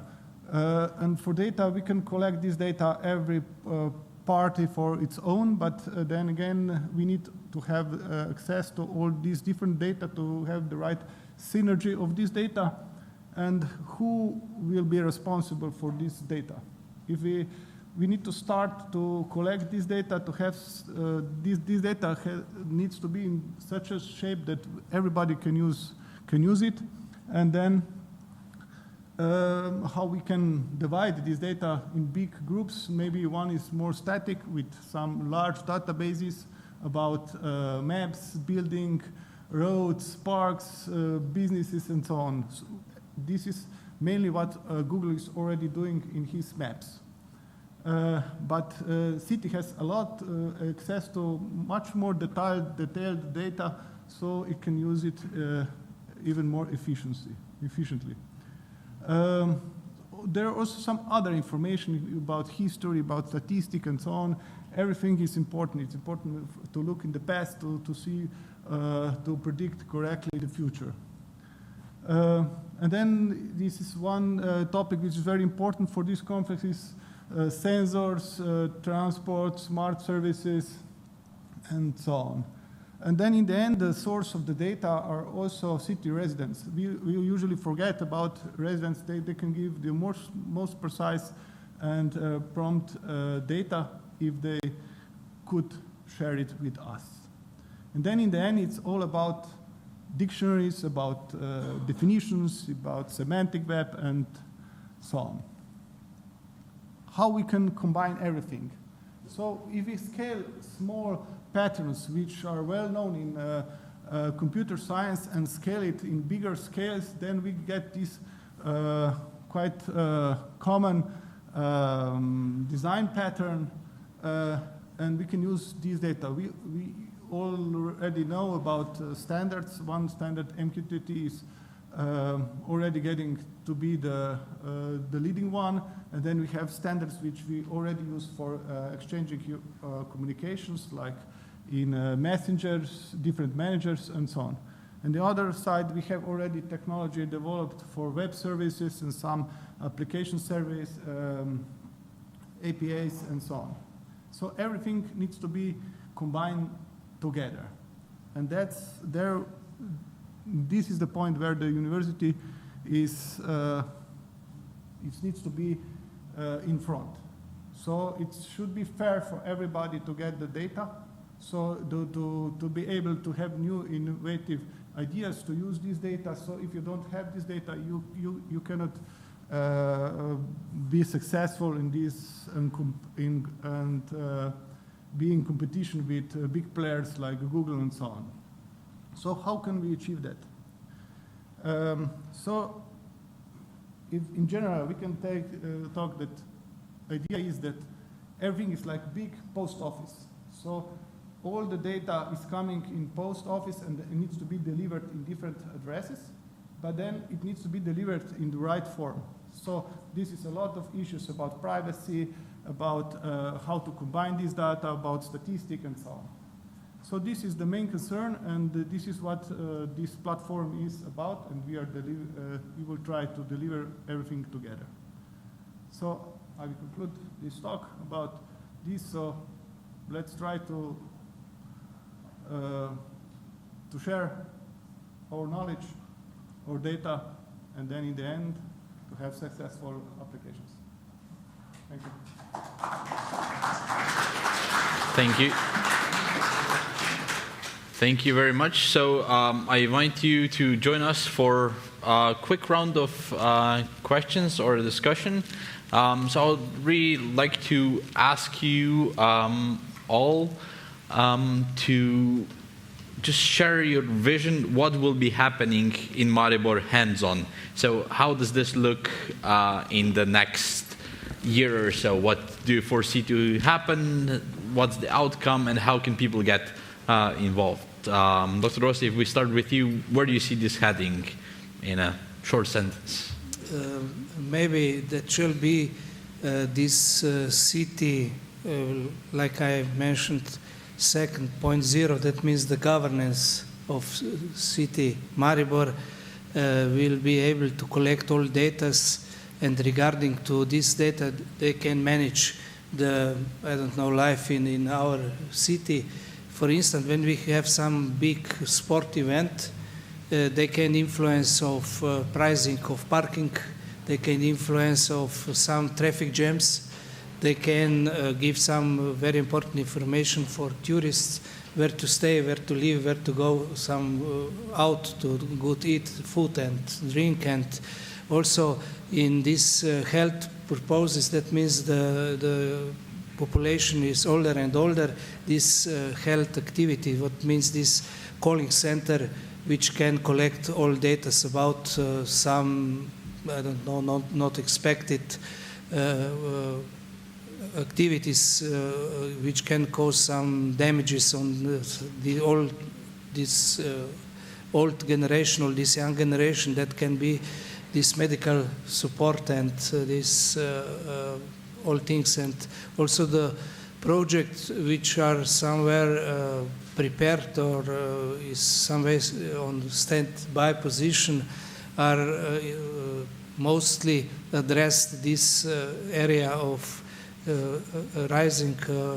increasing quality of life in the city, and I believe that we can all together, that means governance or this mayor in town Maribor, also the university, all faculty which are included in the university, and community society, we can together find good solutions or possibility to change the life and habits in towns.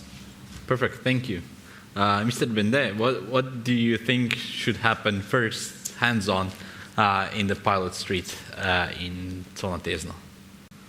Okay, I'm not familiar with technology. It's important till now because in our Maribor or region, the collaboration with all entities or involving parts, let me say from university to economic, we are not familiar with in the field of collaboration. So I feel something in this turbulent environment that's nowadays are happening, something we need each other, and we starting to work together.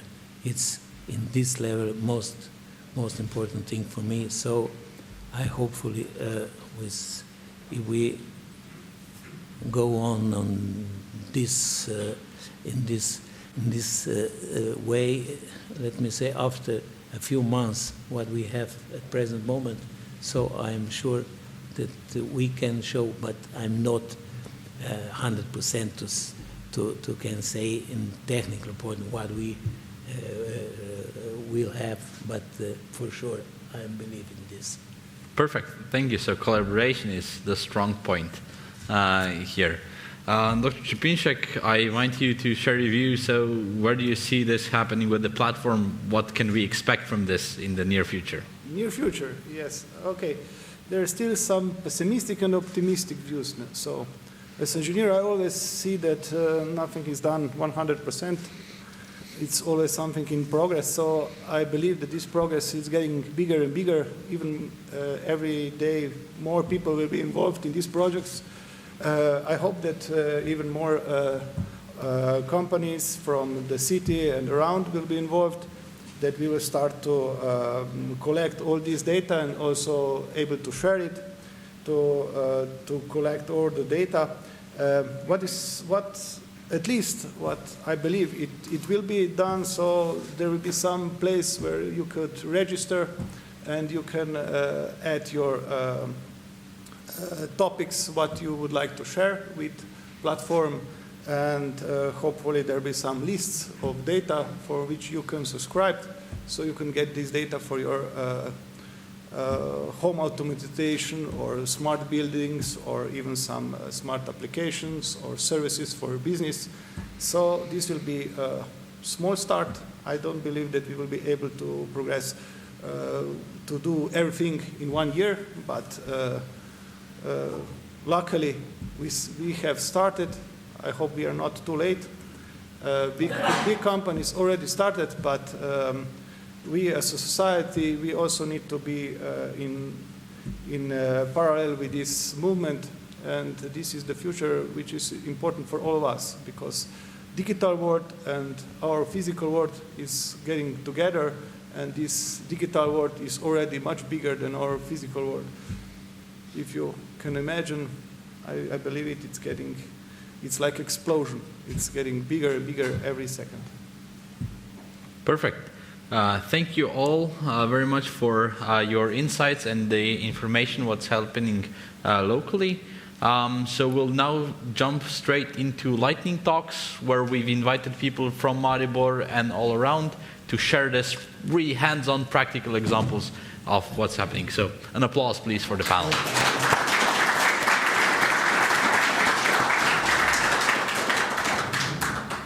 Right, so we are starting with the lightning talks now. We have quite a few lined up with very exciting topics. So I'll invite all the speakers to join in sequence. So firstly, we'll have microclimate senstic reporting from field by Tomáš Šuklia. Then we'll be looking at remote reading of gas meters by Mladen Simunovic from Telos. LoRa air quality sensors presented by Marko Paulin. We'll be looking at a LoRa connected speed sign by Luka Kovacic. Luka Mali from LTFE will present a bit of the technological insight and the Colibri IoT platform for education. Kostya Makarovic will present the Pan-Slovenian LoRa network initiative to create a Slovenian-wide network.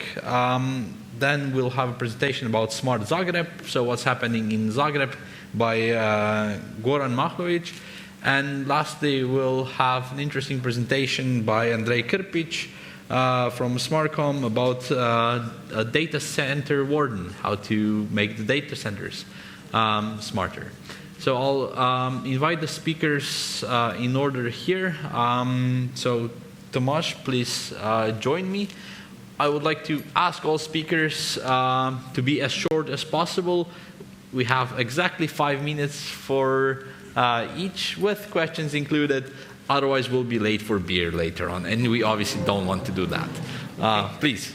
Thank you. We don't want that, right? So, hello, my name is Tomáš. I come from a startup named SenseEdge. We are developing innovative IoT solutions. Actually, we started this initiative more than a year ago with a mission to improve outdoor environment and utilizing the latest means of technologies such as IoT, AI, machine learning.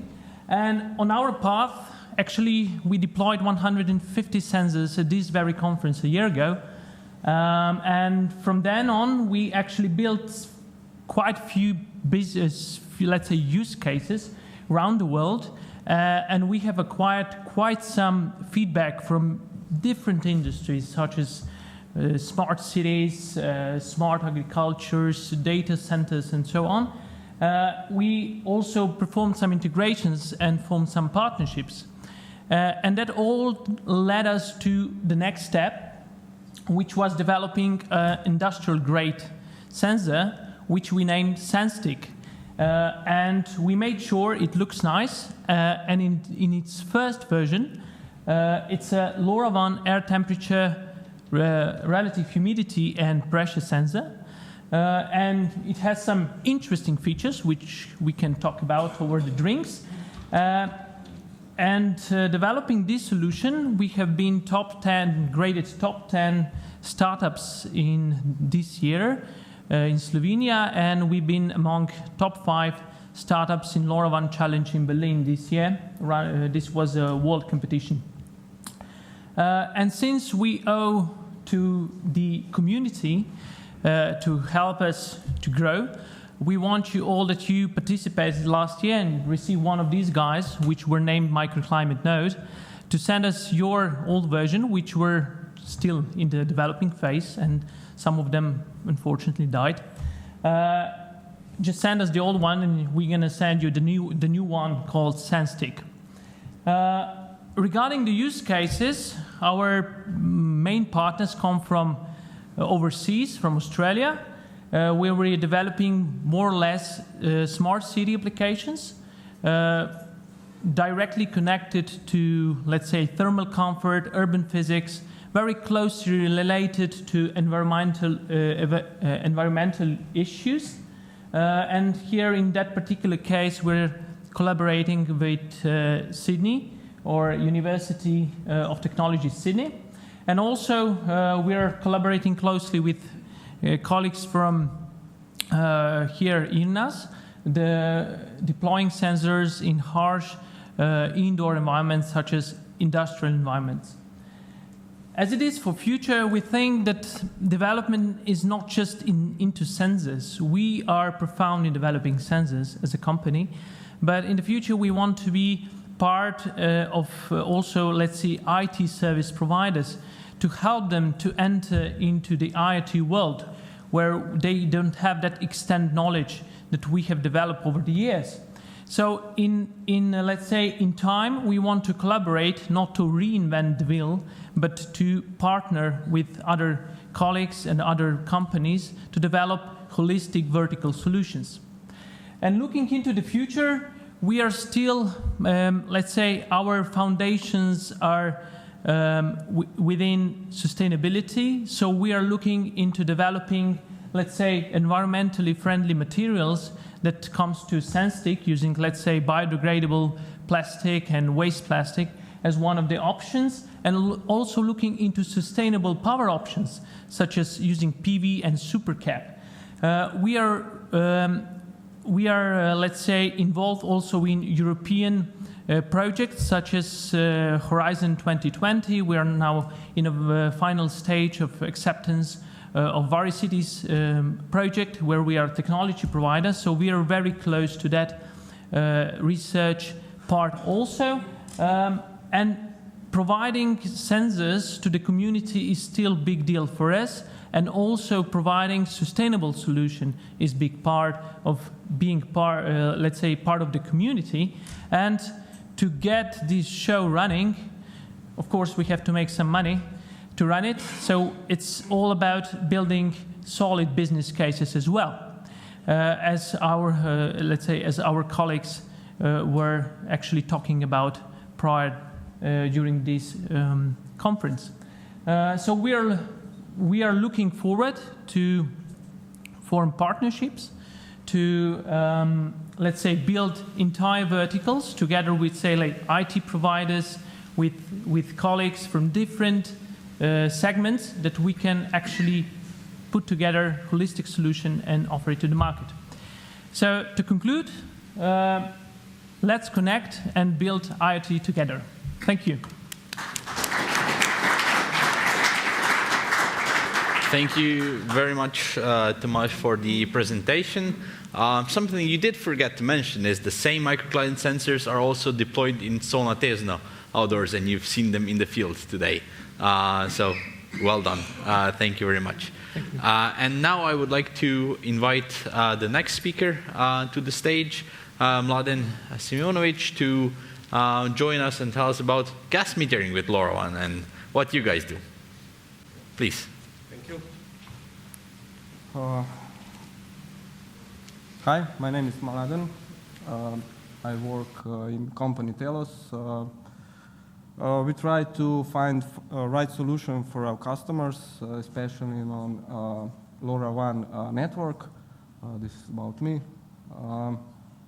So we have a few projects. In Croatia, one is we are measuring a lot of,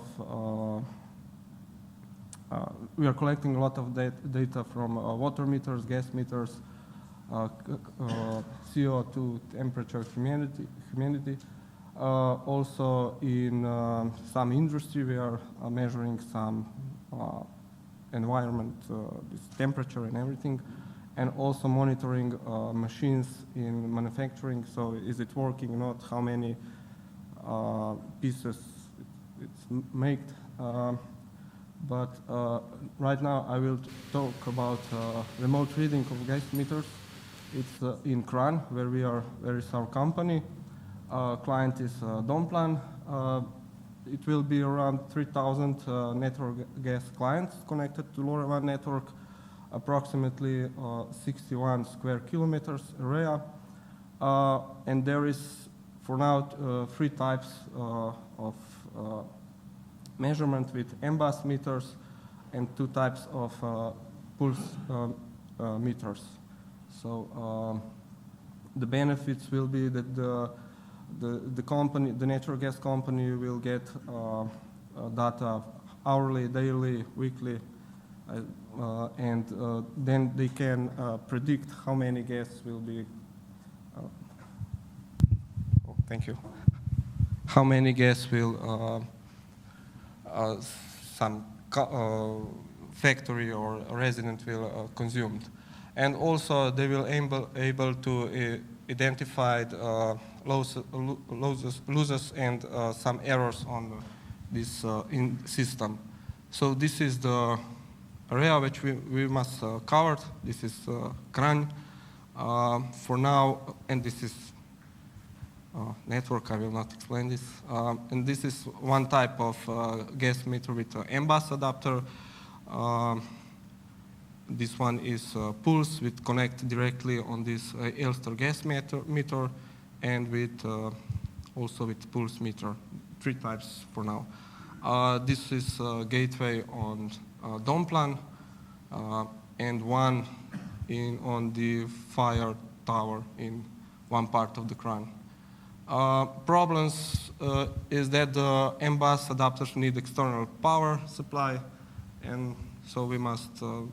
It's not easy to connect this because where is the gas meter, there is no power. So also some meters are placed in the under the houses, and there is no signal. So we must put our antenna to outside or move gateways around. So also there's different units of measurements and weights on these pulse meters. So there is a lot of synchronization. What is it 1 liter or 2 or 10 or 100? So all data we push to one application from company info team, where there is you can see consumption, history, and some predictives. So this is for me now. 5 minutes. Perfect. Any questions? Thank you, Mladen. So I think we'll leave the questions for the break later on. So I would like to invite the next speaker. So Marko, please. Okay, but okay. Please do. Okay. Thank you. Good evening. My name is Marko Paulina. I'm coming from school center in Novo Mesto, and I would like to present the work our work in a small group of students where I'm working as a mentor. And I think in earlier speaks we heard about how we need to motivate the younger groups to start working. So what exactly is SCIDROM? So our group is called SCIDROM, and this is a selected group of students working on some interesting projects.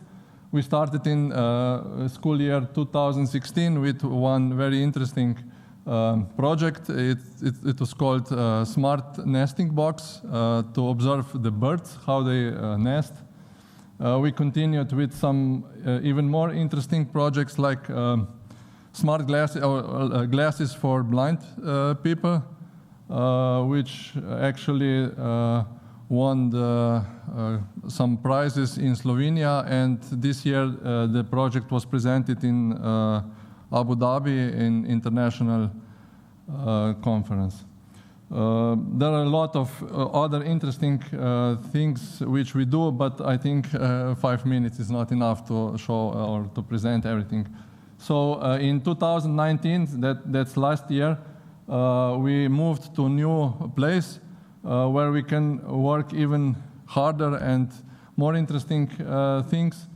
We won some international prizes like in US in Olympics, and this year in September we won also some e-bike competition and things like that. So the spectrum of our operation is very broad, and we want to show the young people how can they work on very different projects. But today I would like, now, so the future of SCIDROM is also guaranteed and secured, because this was the motivational meeting, and as you can see, there were a lot of new candidates for new interesting projects. So how we started with LoRa and IoT projects. In spring of 2018, we built a first prototype of our air quality sensor to measure the particulate matter in the air, the humidity, temperature. So very much the same thing which is already available on the market. But there was one big difference. We developed everything from the scratch. So the building blocks, we did not develop and build the PM sensor or the chips for everything. But for example, we took LoRa module from Murata and soldered it and developed our own PCB and developed everything around that. So it's pretty much from the scratch design. So that's our own one of our first LoRa modules. What is interesting is that it is pin compatible with Arduino Nano. So it is possible to use this module in well-known environments, which is widely used in educational environments like Arduino. And the next step was this multi-sensor LoRa interface module, where we adapted the same schematics and expanded it with power management, more connectors for different type of sensors. Also, the battery charger was included on board. So this is more specific module, but which we use then in our let's say weather station sensors based on LoRa technology. Everything was developed and assembled in our SCIDROM group.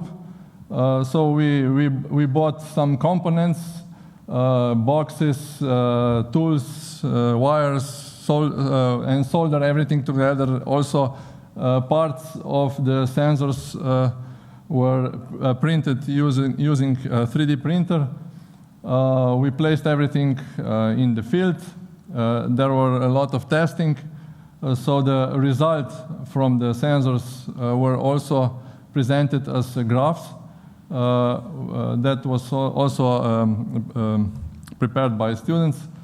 Well, during our work, we also gained some experience how to present our work, and I think I'm just too long for. So, if there is anything else, just ask me during the break. Maybe just a few seconds for our other LoRa projects. One was the power plant monitoring based on LoRa, and of course we prepared also from scratch one interesting device to measure the energy, and it was used to measure the consumption of refrigerators. Okay, this is maybe interesting in this time when we start preparing wine. So thank you.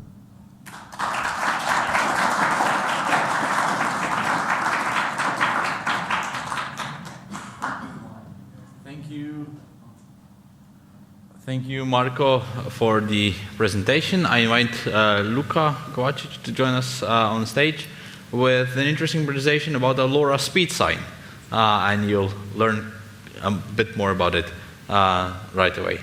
Luka, please. Thank you. My name is Luka Kovacic. I'm a student at Školski centar Novo Mesto, and I'm also part of the C-DROM project. So I've started building a speed sign connected to the LoRa network, and the main application of this sign is to measure the traffic in urban areas throughout Slovenia. So a lot of these signs are already deployed in Slovenia, and also most of them aren't internet connected. So I've decided to try to upgrade these signs. Also, the effects that these speed signs have on the population aren't permanent, so they are moved from time to time. And if we want to detect when we need to do that, using the average speed or the number of measurements, we also have to connect them to the internet. There are also a lot of different manufacturers of these signs, and all of them, if they are internet connected, have different platforms.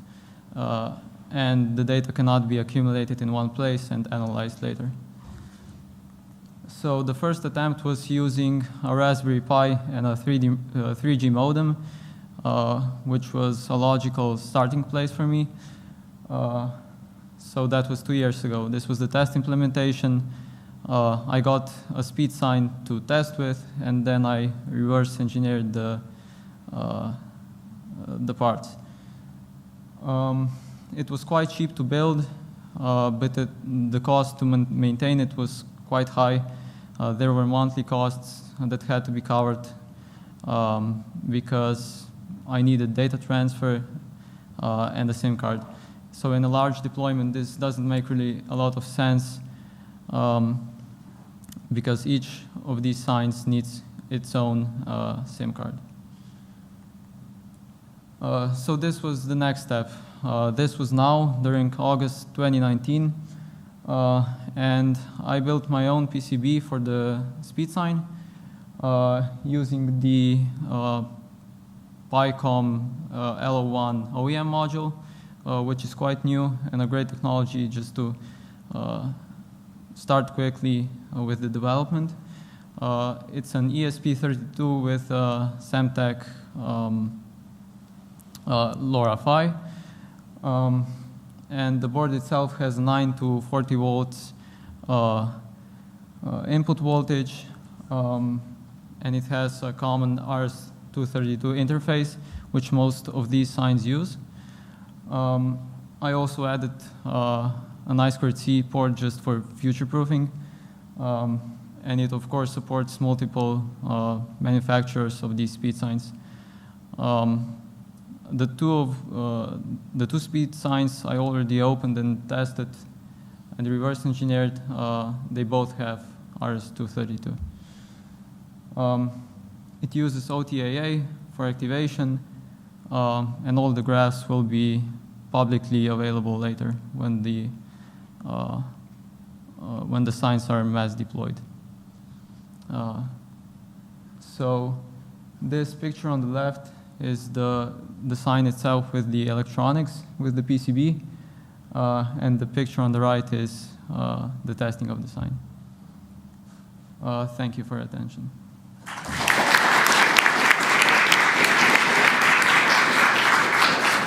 Perfect.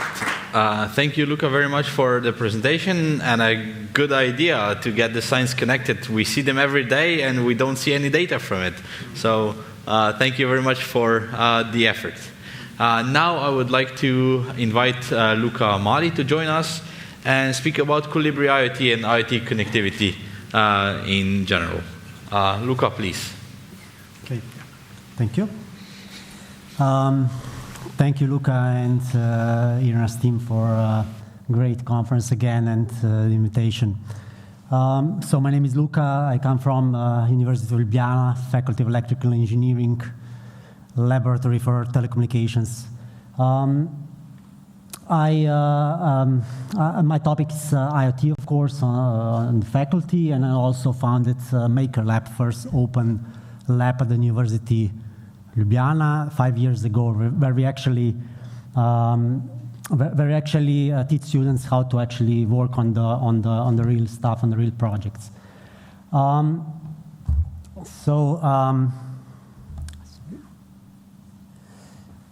So the problem is that actually I run these IoT courses at the Faculty of Electrical Engineering, especially two courses on the master's degree. One is interdisciplinary projects, where actually students from different faculties join and work on the real concrete cases. And the other one is mobility and Internet of Things. So it's a special course that we have on this topic. And the problem was that actually there are many students from various fields, from robotics, electronics, and so on, that don't have a clue about IoT. And we also work a lot with students, with high school students, and so high schools in general.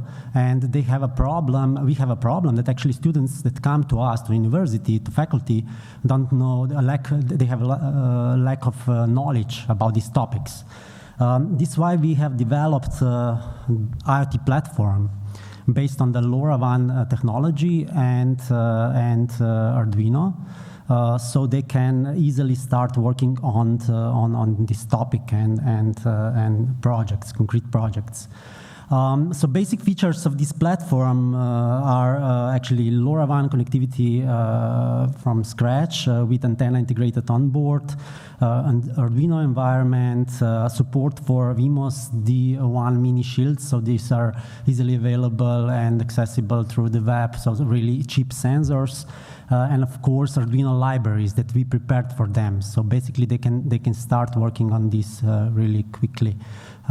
We prepared all these libraries and courses in Slovenian language, so also the high school students can start working with this platform.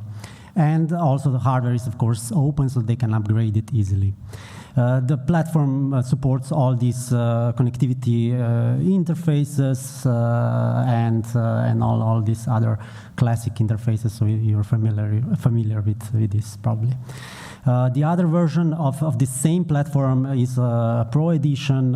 It's much more smaller, but you have to have more knowledge developing on this platform. So we support more, let's say, students. This is more low power version and so on. So they can be placed. This can be placed also on field, and we can gather real data from real cases. I will just present a couple of projects from this year, three projects from this year, from the course Mobility and Internet of Things course. One is the topic of this year was firefighters and their cases. And actually one on the right one is obvious one, blue wave, so actually controlling of traffic lights using LoRa technology, and this was the demo that they created. So actually to create a blue wave and some emergency vehicle approaching the traffic sign. And the other one on the left, it's actually a general digital key for accessing public buildings. Because now, if you're familiar, public buildings have to have a special safe where actually there is general key, like a generic key that firefighters have, and they actually access this safe, and they get key for accessing the building. And this is, of course, a security glitch, and it's not really practical. This is why we created actually the prototype of working digital key with all the security and implemented, and all the protocols where actually the control center have to allow entering the place to the firefighters, and they have a digital key and so on.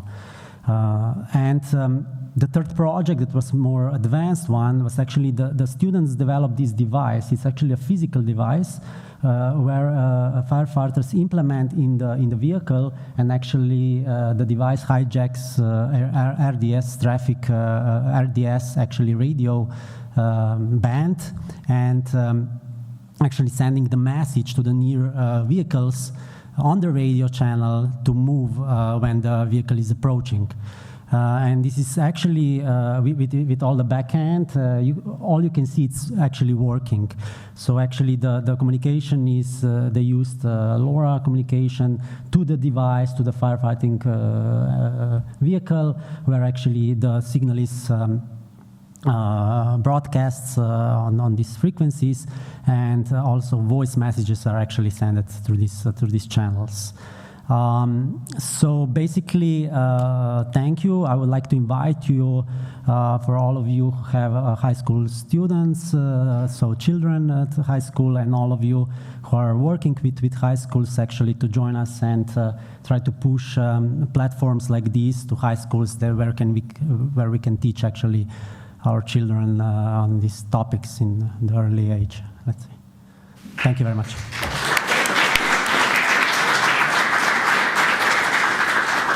Thank you very much, Luca, for the presentation. So we see we have a future in IoT because we'll have plenty of engineers in a few years to do this. However, we also need the network for these engineers to be able to deploy solutions and create some interesting use cases. So I would like to invite Kostya Makarovic to present his idea and the concept of a Slovenian-wide LoRa network based on TTN, and really how to get all the stakeholders to buy into this idea and collaborate. So, Kostya, please.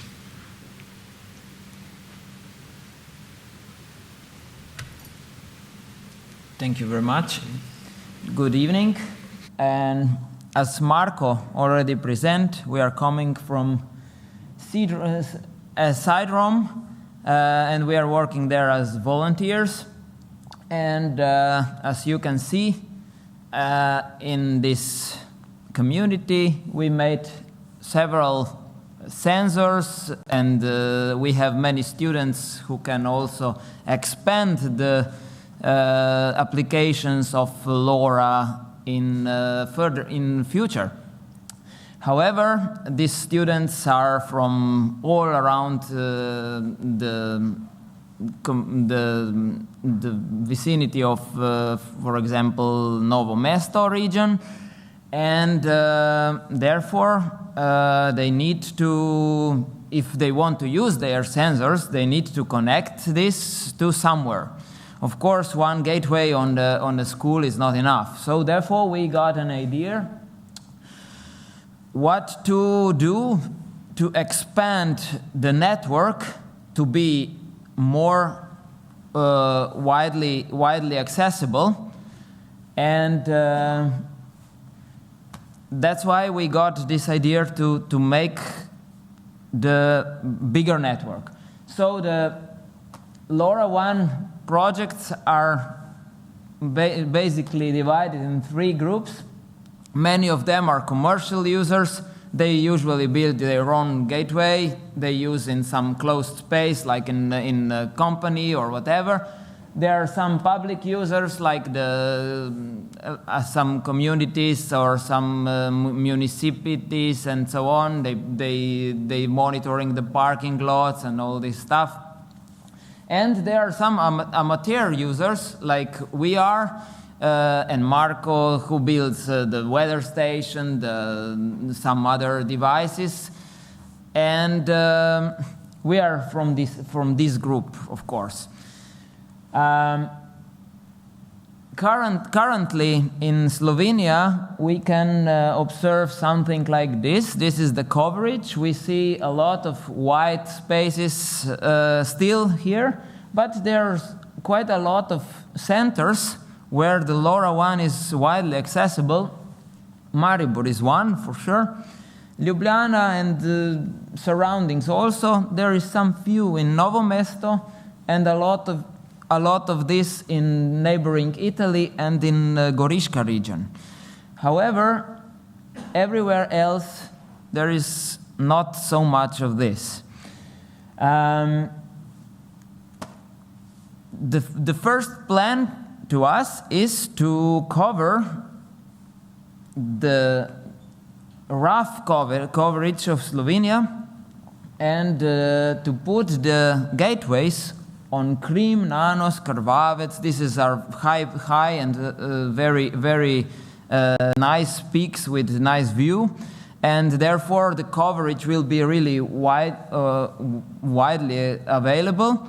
However, not very high quality, but still, for the amateur use, you can use some antennas which are not omnidirectional, but more focused.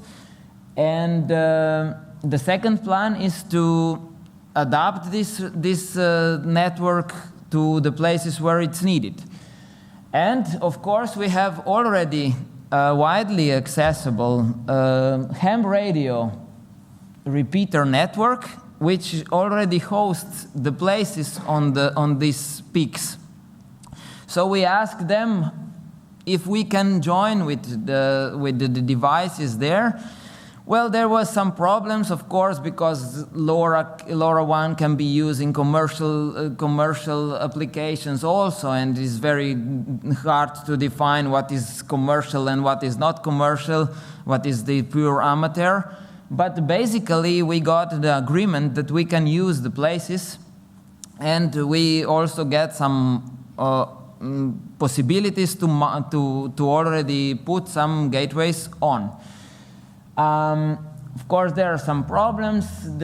As I already said, commercial, no commercial. The second thing is the financing of hardware.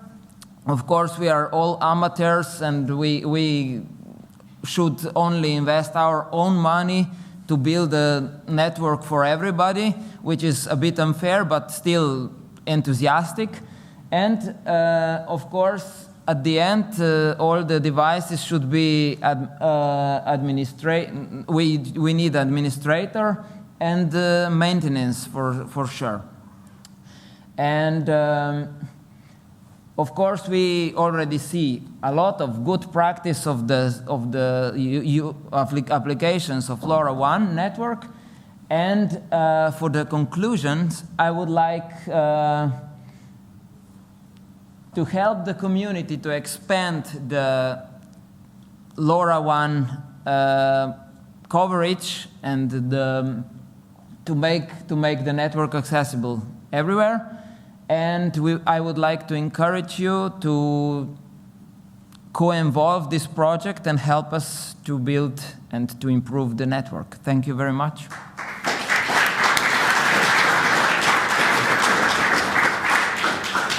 Thank you very much, Kostya, for this idea. I think everyone in this room, we can pull this off today if we want, essentially. So feel free to come up with ideas, and you can, get a gateway, and Kostya finds a location for the gateway somewhere really cool and high. We've seen this working very well in the Gorishka region, and in Maribor we have excellent coverage already, and we can expand this further and further. In terms of expanding, I would like to invite Goran from Zagreb, from Radiona, to present the activities there, so we see what our neighbors are doing across the border, because LoRa connectivity works from Maribor to Zagreb, so also other connectivity and idea sharing should work across that distance. Goran, please. Yeah, thank you, Musti. So I'm Goran. I'm a member of the Radiona. Radiona is makerspace in Zagreb. Radiona is makerspace in Zagreb, and we are association that is presenting and promoting do-it-yourself culture. So in this makerspace, we arranged the placement of the gateways. So we had 4 workshops till now. So at first workshops, we built our own gateways. On second workshops, we mapped all those gateways to see how things work. And we had one workshops in the woods, so we designed our own board, a simple board that has the prototyping area, and we hold the workshops in the woods. So we connected some simple sensors and checked how it works. And we had one workshops at the camp we organized in the center of Croatia. So one of our presentation gateways is with RAK Wireless and Raspberry Pi. So we mostly use those ones, so it's all do-it-yourself. So at first workshops, when we placed the gateways, we did the gateways and placed them.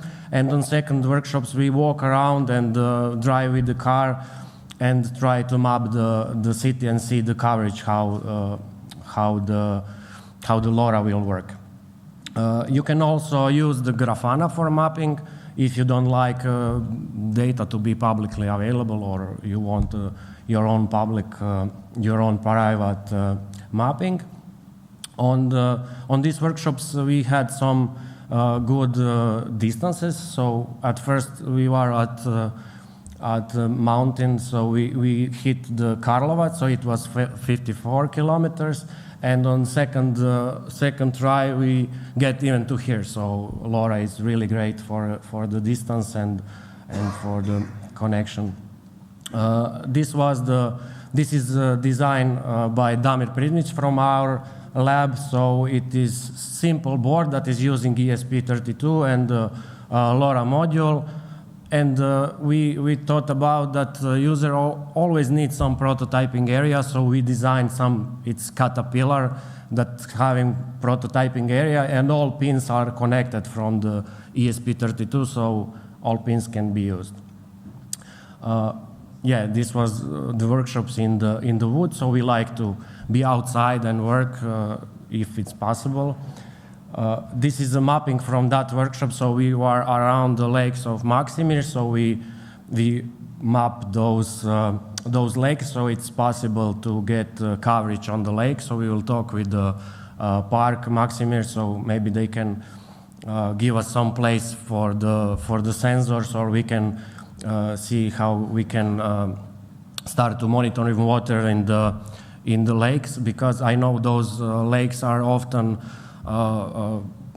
have lack of oxygen or something like that, so fishes are dying. So we will try to collaborate with them and to find some solution, some metrics. This was my presentation in the camp. So we talk about what else we can do with those boards, and we had actually the Biome, the other association that is doing animal protection stuff. So they designed this birdhouse. So with collaboration with them, we will do the tracking of the birds. We will try to do some things with the birdhouse. So this is just a prototype, so it will show us if the bird is entered or not, and next workshops will be more about the sensors and connecting the different types of sensors to this board or any other board, so we can show what else could be done. And this is it, so thank you.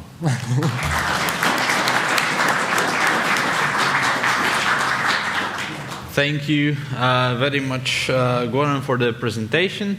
We have one interesting idea. So we go from the wild into the data centers. So I would like to invite Andrei to give us a presentation on what they do in the SmartCom company and how they approach this. I'm not sure if you're using LoRa, but that could definitely be an interesting use case in some other applications. So we can dive into that later on. Yeah, please. Thank you. Hello, my name is Andrei. I come from company SmartCom. We mainly deal with network infrastructure and security. I will present a use case that's now a proof of concept, and we are trying out it in our test lab. But before I will tell about the IoT ecosystem at the SmartCom. Currently we have the sensor platform that's a single board computer with additional board that runs the real-time operating system. Then we support some sensor devices as multi-sensor. I will explain more about this. RFID reader and other Zigbee Bluetooth sensors. And also backend that provides management, MQTT connectivity and analytics pipelines. About this use case uses multi-sensor in different ways. So first I will talk about this multi-sensor. We built a multi-sensor that's modular, that allows us fast prototyping. It is remote upgradable. It uses the NRF 52840 module that supports Bluetooth 5. We can use for fast prototyping the Smart Basic or the Zephyr R2S. This is the layout I snatched from our PCB guy. It's in few segments. The first segment is audio, the next is core, then comes this RS232. I'll talk about more about it later. Then comes the USB with the recharger and drivers, the power management unit for charging the battery, and then we also added the breakout board so we can prototype things. The core module has the sensors: air quality, humidity, temperature, T-axis, accelerometer, gyroscope, contact sensor, FSL, luminosity, everything. We use this as we collaborate in a few European Union projects. We use this part for the measuring the presence in the bed or couch using the 3-axis accelerometer. But as we were developing this, we also added the other modules. So if we join these two modules together, or the third one, or the fourth one, or this one, if in this combination, it provides the serial communication over industry standard RS232 port. And what's important, I think, it's that it powers this multi-sensor by drawing power from the RS232 port itself. So this use case of data center Varden, it provides the out-of-band access to the equipment, with this wireless serial port concentrator. So this is the multi-sensor and RS232 module, and other multi-sensors can be used to physical access monitoring, movement in the room, contact sensor on doors, accelerometer on the equipment itself, and environment monitoring, luminosity, temperature, humidity, air quality, all these things that we can track and monitor in a data center itself. And of course, this is together with some sort of gateway, either single or multiple sensor platforms.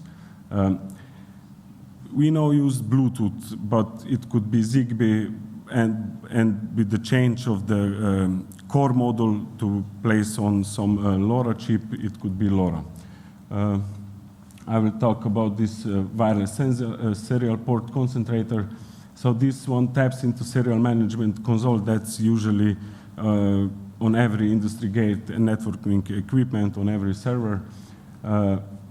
Main improvement, I think, or innovation is here that it uses no battery, so the power is harvested from the RS-232 signals. So you could have hundreds of these installed in the data center, and there will be no changing of batteries. And it even contains enough juice to power or energy to send out the panic message in case of power outage.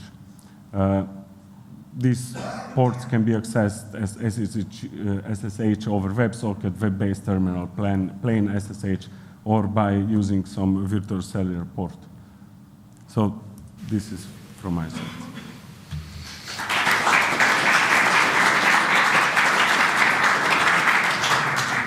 Thank you very much, Andrei, for this interesting use case. To build on top of that, actually, we've just recently tried to do SSH connections through LoRa modulation, and that works fine. So you can connect even to a gateway on top of a mountain via SSH through the LoRa band. So there's plenty of ideas around. So I would like to extend my invitation also to the 2nd April event again. So that it will be really cool. We'll have Johan here and some other people. So we have, well, a special opportunity for you to join just today as an early bird ticket. So feel free to talk to my colleagues at the desk. And now I would like to thank you all for participating, for sharing all of these ideas, all of these concepts. And I really hope we can build on this. So really start the motion, show what's happening locally. But most importantly, today is about all of you meeting each other. You know, figuring out who does what, learn about other projects, exchange ideas, technical expertise, and stay connected. Because then we can start creating new solutions locally as an ecosystem, and also transfer it to our and global environments to be successful in the market. So I'd like to thank you all for being here today. I would like to thank all supporters that enable us to make this event happen, as well as I would like to thank the IRNAS team for pulling this event off and organizing it.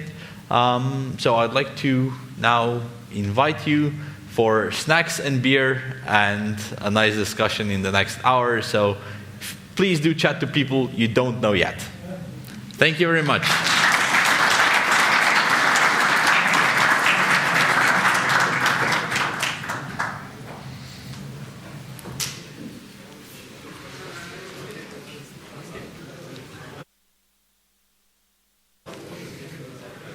One more thing, še ena stvar, skupno sliko dajmo narediti tu spredaj, tako da pridružite se spredaj za eno skupinsko sliko. Gasilska, evo. Gasilska, potem pa pivo. Group photo and then beer. Ker.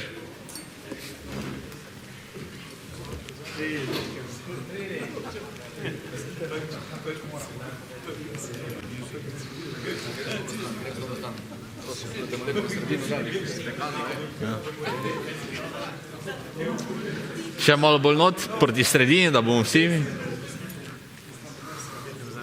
Evo, ker.